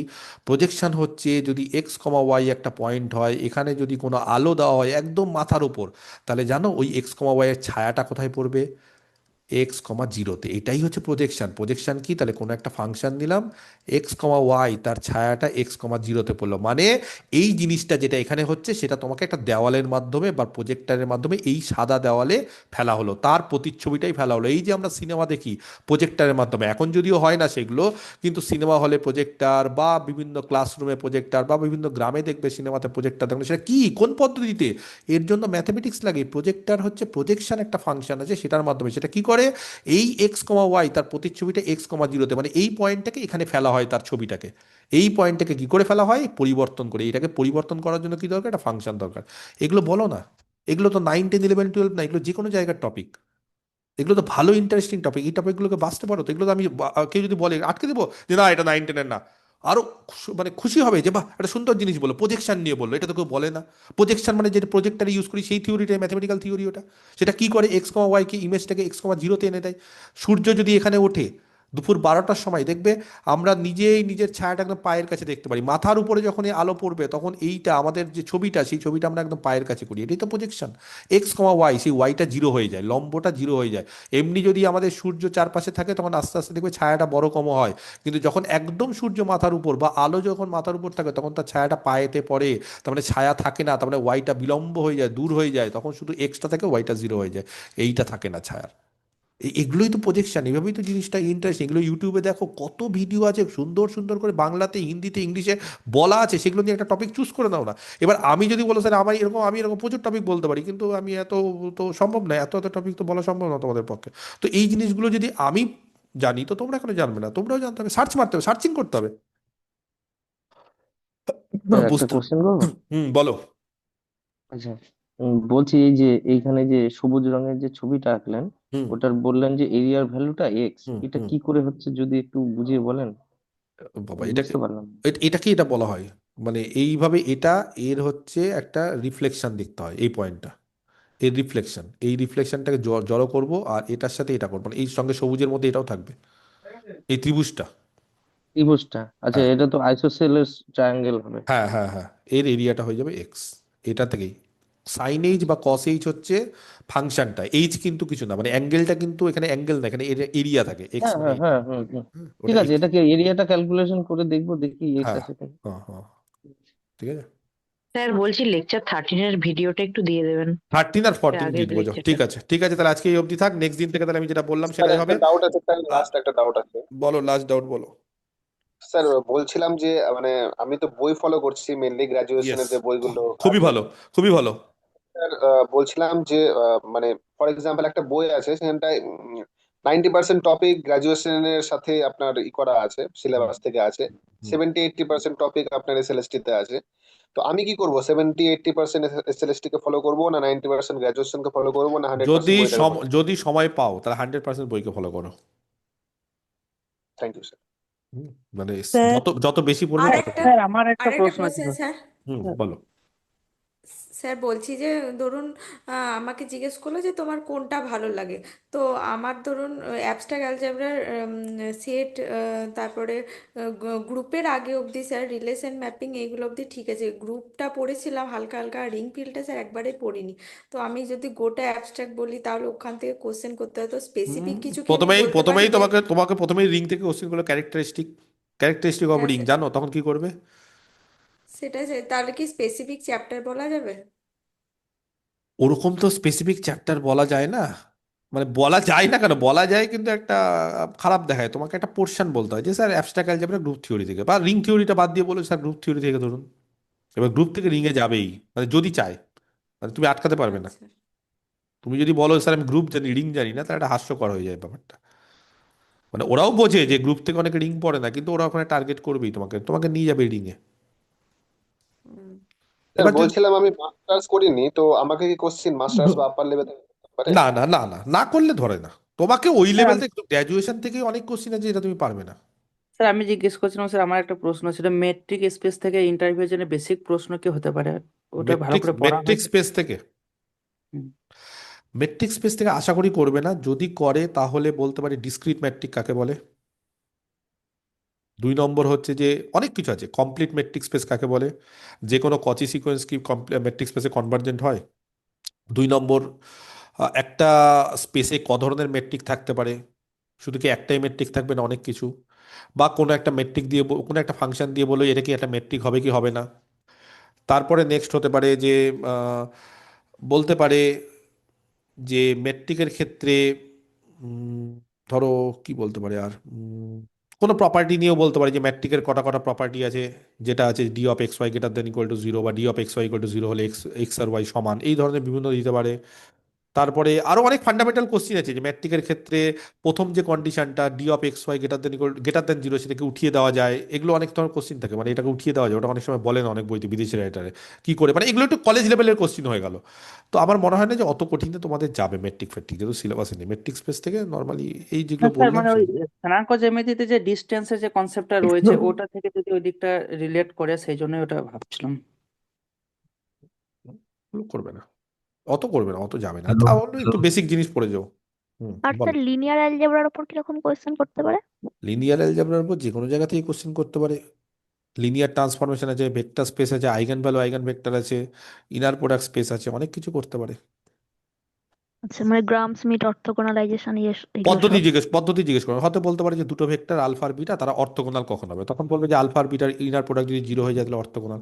বলবে আচ্ছা অর্থোগোনাল আর অর্থ নর্মাল কি একই, বলবে না, অর্থ নর্মাল হতে গেলে তখন নর্মটা 1 হতে হবে, মানে সেম জিনিসটা। ঠিক আছে। তারপরে তোমাকে বলতে হবে যে কোনো একটা সেট অফ বেসিস আছে, সেটা কি অর্থোগোনাল বেসিসে পরিণত করা যাবে, তখন বলতে পারো হ্যাঁ কোন পদ্ধতিতে, তখন গ্রাম স্মিথ প্রসেস আছে, অর্থোগোনাল প্রসেস, সেখানে করা যাবে। এরকম বিভিন্ন ধরনের জিনিস বলতে পারে। তারপরে বলতে পারে যে পিথাগোরাসের যে সূত্র আছে সেটা কি দুটো ভেক্টরের ক্ষেত্রে ট্রু হয় কিনা, তার কনভার্সটা হয় কিনা, কনভার্সটা হতে পারে কিন্তু কমপ্লেক্স ফিল্ডের ক্ষেত্রে হয় না, এরকম অনেক কিছু হতে পারে, কারণ ভেক্টর স্পেসে তখন ফিল্ড চলে আসে। বুঝতে পারছো। আর তারপরে স্যার এই নালিটি কার্নালের কনসেপ্ট গুলো স্যার? ওগুলো আশা করি ধরবে না, ধরলেও বলতে পারে যে kernel of a linear transformation বলতে কি বোঝো, তখন বলবে যে এই সমস্ত ভেক্টরকে নিব vector space domain vector space থেকে যাদের ইমেজগুলো নাল ভেক্টর হয়, ওই ডাব্লু ভি আর ডাব্লুর মধ্যে যদি একটা লিনিয়ার ট্রান্সফরমেশন হয় তাহলে কার্নেল অফ টি মানে সেই আলফাগুলো ভি থেকে যাদের ইমেজ থিটা ড্যাশ হয়। এবার বলতে পারে যে আচ্ছা টি যদি ইনজেক্টিভ হয় কোনো একটা লিনিয়ার ট্রান্সফরমেশন, তাহলে তার কার্নেল কি হয়, তখন বলবে টিবিয়াল সাবস্পেস, শুধু থিটা থাকবে। আবার কার্নেলটা কি সাবস্পেস হয় কিনা, অবশ্যই সাবস্পেস হয়। কার্নেলে একটা এলিমেন্ট থাকবেই বা নন এমটি হবে তার কোনো গ্যারেন্টি আছে, বলবে হ্যাঁ T of theta is equal to theta dash, তাহলে থিটাটা কার্নেলে থাকবে। তো এরকম বিভিন্ন কোশ্চেন হতে পারে। আচ্ছা স্যার। স্যার আপনি কি আপনার এটা ওই মক ইন্টারভিউ নিতে পারেন? হুম আপনি কি মক ইন্টারভিউ নেবেন? হুম বললাম তো নেব। Offline sir, offline. অফলাইনে নিতে পারা যায়, কিন্তু অফলাইনে না খুব ঝামেলা হচ্ছে, মানে ঝামেলা হচ্ছে মানে আমার মোটামুটি 10 দিন নষ্ট হয়ে যাচ্ছে। আর আমার স্যার এখন না মানে পরীক্ষার 1 সপ্তাহ আগে যদি একটা নেন হ্যাঁ লাস্ট স্যার, টাইম। একটা অন্তত শেয়ার দেওয়া আমি কোথাও আমি হচ্ছে আমি পরীক্ষার আগে দেখি, একদম আমি আমি আমি একটা পরীক্ষার এক জানুয়ারি সপ্তাহ জানুয়ারি আগে স্যার, 6 উইকে ভেবে রেখেছি। পরীক্ষার স্যার স্যার, টাইমে, পরীক্ষা যখন কাছাকাছি আসবে তখন দেখা যাবে। জানুয়ারি শেষ উইকে ভেবে রেখেছি। অ্যাকচুয়ালি কি হয় যে মক ইন্টারভিউতে সামলানোটা খুব মুশকিল হয়েছে, স্টুডেন্ট এত চলে আসছে না, এবং সবাই তাড়াতাড়ি করতে চাইছে বলে খুব মুশকিল হয়ে যাচ্ছে। সবাই বলছে স্যার আমাকে দিন, এবার এক একজনের না 10-15 মিনিট সময় লাগছে। এক্সপার্টরা 10-15 মিনিট আগে ছাড়তে পারছে না, কারণ কোশ্চিন করতে হচ্ছে, বা আমি যদি এখন 2 মিনিট দিয়ে ছেড়ে দিই তাহলে বলবে স্যার আমরা একটা টাকা দিয়ে আসছি আপনাকে রেজিস্ট্রেশন করে, আপনি এত কম সময় নিচ্ছেন, তার ফলে আমাকে নিতে হচ্ছে অনেকটাই, বা তাকে তো আমাকে তৈরি করতে হবে, তাকে বোঝাতে হচ্ছে। এক্সপার্টরা ঠিকঠাক আসে না, কাউকে ডাকছি 10টা সে আসছে 11টা, কারণ দেখিয়ে দিচ্ছে আমার এখন ঠান্ডার মধ্যে আরও দেরি হবে। এবার যত দেরি হবে সকালে তত রাতে সমস্যা মেয়েদের ক্ষেত্রে হচ্ছে, এই জিনিসটা খুব মুশকিল। যেমন আমি দেখলাম রিসেন্টলি কি নাম আরে বলো, এ নাম ভুলে যাই আমি। আরে কলকাতায় শিয়ালদা স্যারটার নাম কি যে ম্যাথ পড়ায়, Salim sir. Selim sir, Selim sir, হ্যাঁ। তো উনি দেখলাম যে একটা, আমি দেখলাম ভিডিও আমার মাঝে মধ্যে চলে আসে তো এগুলো ম্যাথের ভিডিও করলে, তো উনি দেখলাম যে একটা জায়গায় মানে মক ইন্টারভিউ 80 জন দেখলাম, যে 80 জনের বেশি নেবো না। তো উনি 80 জনের বেশি। আজ আরেকটা কথা হচ্ছে, আমি একটা রিসেন্টলি আমাকে একজন বললো আমার নাম করে সেলিম স্যারকে উল্টোপাল্টা কথা বলছে এরকম কোন ছাত্র আমার, মানে উনি, আমি তো এগুলো একদম পছন্দ করি, মানে উনি এরকম আজে বাজে কথা বলছেন এবং ওনাকে ছোট করার চেষ্টা করছে, এগুলো কিন্তু তোমরা করতে যাও না। প্রত্যেকটা স্যারের একটা সম্মান আছে। তিনি ভালো হোক খারাপ হোক আমার দেখে লাভ নেই, তিনি ভালো পড়ান খারাপ পড়ান আমার দেখে লাভ নেই, তিনি খারাপ পড়ালো তিনি ভালো পড়ালে ভালো। কোনো স্যারকে আমার কথা বলে বা আমার উদাহরণ দিয়ে কাউকে ছোট করবে না। ইভেন অন্য কোনো স্যারকে বা আমাকে কারোর উদাহরণ দিয়ে ছোট বড় করার দরকার নেই। এরকম কয়েকজন দেখছি করছে এবং তারা কিন্তু আমার প্রকৃত ছাত্র না, মানে তোমরা কিন্তু একটা সম্মানহানি করছো। মানে একবারও ভেবো না যে কাউকে অসম্মান করা মানে তোমার আমার সম্মান বেড়ে গেল, একদমই না। মানে আমাকে বড় করার মধ্যে তাকে যদি ছোট করো তাহলে সেখানে কিন্তু আমার মাথা হেঁট হয়ে যাচ্ছে। এবং আমি চাই না, আমার খুব খারাপ লেগেছে, আমি পার্সোনালি ওনাকে ফোন করবো, ভাবলাম বলবো যে আপনি খারাপ মনে করেন না। আমি সেদিন একদম ঘুম হয়নি, আমার একটা ভিডিও আমি দেখলাম, আমার কিছু ছাত্র পাঠালো, বললো স্যার এরকম কিছু কমেন্ট করছে আপনার কিছু ছাত্র। আমি বললাম আরে আপনার আমার ছাত্র না। আমার মনে হয় যে আমার ছাত্র হলে সে, আমি জানি না এগুলো যারা করছে তারা বেসিক্যালি ছাত্র না। তো সেই ক্ষেত্রে কাউকে কোনো কমেন্ট করবে না, তার প্রতি যদি রাগ থাকে সেটা তোমার থাকতেই পারে। আমার প্রতি অনেকের রাগ আছে, আমার পড়ানো পছন্দ হয় না, আমার কথা বলার ধরন পছন্দ হয় না, বা আমি হয়তো কাউকে কখন কিছু বলে দিয়েছি। কিন্তু সেই ক্ষেত্রে তুমি আমার নাম টেনে তাকে খারাপ করছো, সেটা আমার একদম মাথা হেঁট হয়ে যাচ্ছে। এবং তার থেকে কি হয়েছে যে আমার প্রতি তার একটা ধারণা খারাপ হয়ে যাচ্ছে, হয়তো ভাবছেন যে আমি ওটা করাচ্ছি। আমি কোনোদিনই পড়ানোর বাইরে এই ধরনের জিনিস, মানে আমার সঙ্গে ওনার যদি কোনো পার্সোনাল কম্পিটিশনও থাকে, যদিও নেই আমার সঙ্গে, আমি কম্পিটিশন হিসাবে এগুলো ভাবি না, বা আমি ওই লাইনে নেই যে আমার সাথে এর কম্পিটিশন, বা আমি 1 নম্বর উনি 2 নম্বর 3 নম্বর, ওগুলো আমার নেই, আজ থেকেও নেই, এখনো নেই। উনি খুব ভদ্রলোক, ভালো লোক, খুব ভালো পড়ান, নো ডাউট উনি খুব ভালো টিচার। ইভেন এমন অনেক স্টুডেন্ট আছে যারা আমার কাছেও পড়ে, ওনার কাছেও পড়ে, আমার সঙ্গে ওনার পার্সোনাল কোনো সম্পর্ক নেই, কিন্তু আমি চাই না কোনো খারাপ সম্পর্ক, কারণ আমি প্রত্যেকের সঙ্গে সম্পর্ক বজায় রেখি। এবং উনি খুব ভালো মানুষ, বাকি আমি কিছু জানি না, উনি খুব ভালো মানুষ। আমি যতটা ভিডিও দেখেছি ওনার মতো ভালো বক্তা ওরা ওয়েস্ট বেঙ্গলে খুব কম আছে। ইভেন আমি ওনার মতো ভালো বক্তা না, আমি হয়তো কথা বলি বেশি, কিন্তু উনি খুব ধীরে সুস্থে খুব সুন্দরভাবে কথা বলেন, এই জিনিসটা শেখার আছে। যেমন বিকাশ দিব্যকীর্তি স্যার বলে একজন স্যার আছে, উনি, আমার মনে হয় যে ভারতে যতজন বক্তা আছে, ইনফ্লুয়েন্সার বলতে পারো বা টিচার বলতে পারো, উনি ওয়ান অফ দ্য বেস্ট। উনি যা কথা বলতে পারেন ধীর স্থিরে, ইভেন আমাদের খান স্যার বলো বা অলোক পান্ডে ওনার মতো বক্তব্য রাখতে পারে না, সবার দ্বারা বক্তব্য রাখা হয় না। ভালো পড়ানো আলাদা, আর ভালো মোটিভেট করা বা ভালো কথা বলা আলাদা। তো আমি দেখেছি যে সেলিম স্যার এত ভালো কথা বলেন, ইভেন অনেক কিছু ওনার কাছ থেকে শেখার আছে, যেটা আমি অনেক সময় অনেক কিছু নিই, যে হ্যাঁ একটু ধীরে ধীরে কথা বলতে হবে, একটু পয়েন্ট ওয়াইজ ভালো বলতে হবে। এবং উনি খুব ঠান্ডা মাথার লোক এবং খুব, মানে খুবই ভদ্র এবং খুব আমার প্রিয়, মানে আমার খুব, যদি বলো যে আপনার খুব প্রিয় কিছু টিচারের মধ্যে উনি আমার খুব প্রিয় টিচার। ইভেন উনি হয়তো আমার থেকে একটু বড় হবেন, কিন্তু উনি খুব জেন্টাল লোক এবং খুব ভালো, এবং উনি ওনার পড়ানো দেখেছি খুব সুন্দর পড়ান। তার ফলে কেউ ভালো পড়াবে, কিছুটা বেটার কিছুটা খারাপ, কিন্তু ওরকম কোনো স্যারকে বা কোনো ম্যাডামকে না এই ধরনের কিছু যে আপনি ওনার মতো না, উনি অমুক অমুক এরকম উল্টাপাল্টা কমেন্ট করেছে আমার নাম দিয়ে ওনাকে, তো এগুলো ঠিক না। কারণ উনিও জানেন যে এটা আমি করাতে চাই না, বা আমিও জানি যে উনি করাতে, কারণ আমাদের এত সময় নেই যে আমি কোনো ছাত্রকে বলবো যে তুমি কমেন্ট করো, আর উনি এমন কোনো সময় নেই যে ছাত্র, এগুলো কি হয় যে পার্সোনাল সম্পর্ক কিছু ছাত্রছাত্রী এগুলো করে ফেলে। যাই হোক, আমরা মানে আমরা তো সবাই বুঝি, আমিও বুঝি, তার ফলে আমরা এগুলো গায়ে নিই না। আমি জানি না উনি কোনো গায়ে নিয়েছেন, পার্সোনালি একদিন ওনাকে ফোনও করতে চেয়েছিলাম, কিন্তু যাই হোক কোনো কারণে করা হয়নি। ভাবলাম যে ব্যাপারটা ফোন করলে উনি হয়তো ভাববেন যে ব্যাপারটা নিয়ে আমি হয়তো ভাবছি, তো তার থেকে ভুলে যাওয়াই ভালো। তো এগুলো করো না। তো উনি দেখবেন যে 80 জন মনে হয় বলেছেন যে 80 জনের বেশি আমি নিতে পারছি না, একই কারণে যে বেশি জন হয়ে গেলে মুশকিল হয়ে যায়। তো আমি তো, আমার কাছে তো শুনবেন না, তোমরা চলে আসবে। এর আগেও যেরকম অনেকজন হয়ে গেছে, রাত 7টা বেজে গেছে, সন্ধ্যে 7টা, তাও এবার একদিন, এবার তো আরো বেশি হবে, কারণ এর আগে তো শিওর ছিল না যে ইন্টারভিউতে পাবে কি পাবে না, এবার পাবে। তো আমি ভয়ে নিচ্ছি না যে কতজন হবে, কারণ এর আগের বার অনেকজনই হয়েছিল, তো এবার তার থেকে হয়তো আরো 3-4 গুণ বেড়ে যাবে, তো সামলানো মুশকিল হয়ে যাবে। আগের বার একটা স্কুল ভাড়া নিয়েছিলাম, এবার কি করতে আমি জানি না। তো আমি ওই জন্য অফলাইনে ভয় পাচ্ছি, খুব ভয় উনি পাচ্ছি। ক্রাউড ম্যানেজ করার জন্য মাল্টিপল স্লটে নিয়েছিলেন, মানে কিন্তু আমি, মাল্টিপল দিনে আরে মাল্টিপল বাবা, স্লটে আমি আমি তো এত সময় দিতে পারবো না, না। আমার, সত্যি কথা বলছি, আমার গ্র্যাজুয়েশনের ব্যাচ হচ্ছে আমাকে খেয়ে ফেলেছে। মানে আমি সপ্তাহে গ্র্যাজুয়েশন, আমি বলছি আমি 6 দিন থার্ড ইয়ারকে পড়াই, ওরা 4টা পেপার আমার কাছে পড়বে, ছাড়বে না। সেকেন্ড ইয়ারকে পড়াই 4 দিন, 6 4 10, ফার্স্ট ইয়ারকে পড়াই 3 দিন, 13টা বেলা আমার চলে যায় শুধু গ্র্যাজুয়েশন পড়াতে, first year second year third year. Plus আমার থাকে তোমাদের এসএসসির interview, primary interview, upper primary TET, group C group D.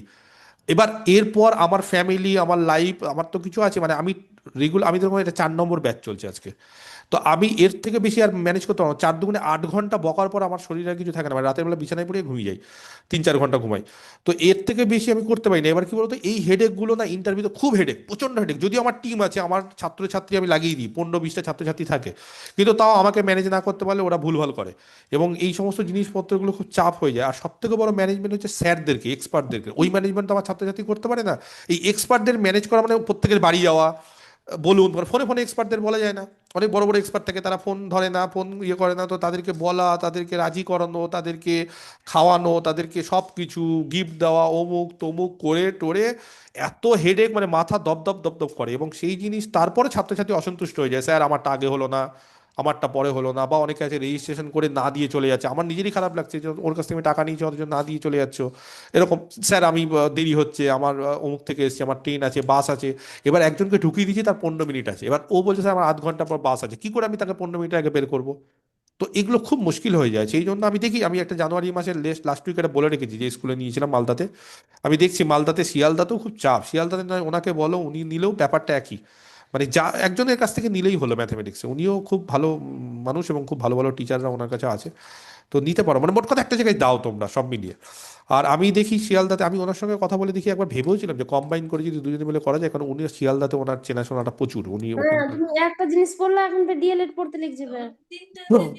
ঠিক আছে, বলছিলাম আপনার হ্যালো আপনার স্যার, ইন্টারভিউ একটা আমি ব্যাচে কথা জয়েন বলবো। করিনি, একটু আপনি জয়েন করে দিবেন জয়েন করতে পারছি না, অ্যাপে জয়েন করাতে পারছি না, 1024 জন হয়ে অ্যাপে গেছে। অ্যাপে স্যার আপনি যেটা অ্যাপে বললেন অ্যাপে ও স্যার অ্যাপে, অ্যাপে অ্যাপে, হ্যাঁ অ্যাপে করে দিচ্ছি, অ্যাপে করে দিচ্ছি। হোয়াটসঅ্যাপ গ্রুপে আমি স্যার 3-4 জন জয়েন আছি, করে join- যদি নেন তাহলে খুব ভালো স্যার হবে স্যার। অ্যাপেরটাতে আমিও নেই। আচ্ছা আচ্ছা, আমি অ্যাপে তাহলে আপনার আপনাকে আমি আমাকে পার্সোনাল ইনফোটা পাঠিয়ে আমাকে দিচ্ছি আমি। আমাকে একটা হ্যাঁ হোয়াটসঅ্যাপ স্যার, করো, আমি অ্যাপে সবাই করবো। আমিও নেই, ওটা আচ্ছা আপনাকে বলছি। টেক্সট করেছিলাম অ্যাপে স্যার অ্যাড করার জন্য। হোয়াটসঅ্যাপে টেক্সট করেছি আমি, এর আগেও একদিন করেছি, আজকেও করেছি। আচ্ছা, আজকে করে নাও, আমি করে দিচ্ছি, ঠিক আছে, আমি দেখে নিচ্ছি আজকে রাতে। ঠিক আছে, ওকে, ঠিক আছে। স্যার, স্যার একটা কথা, হুম হুম হুম।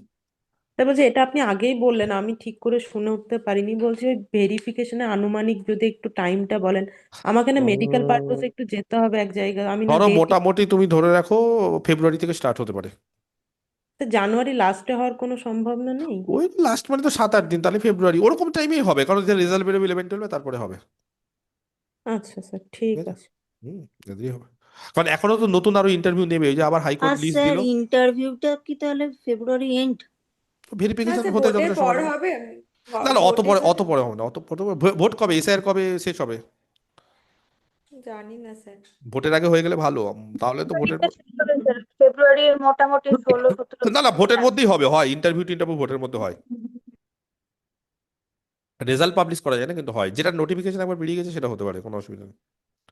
ঠিক আছে, ঠিক আছে, আজকে তাহলে এই অবধি থাক, আমি দিয়ে দেবো, দুটো ভিডিও দিয়ে দেবো, ঠিক আছে, ওকে, ঠিক আছে, কেটে দিলাম।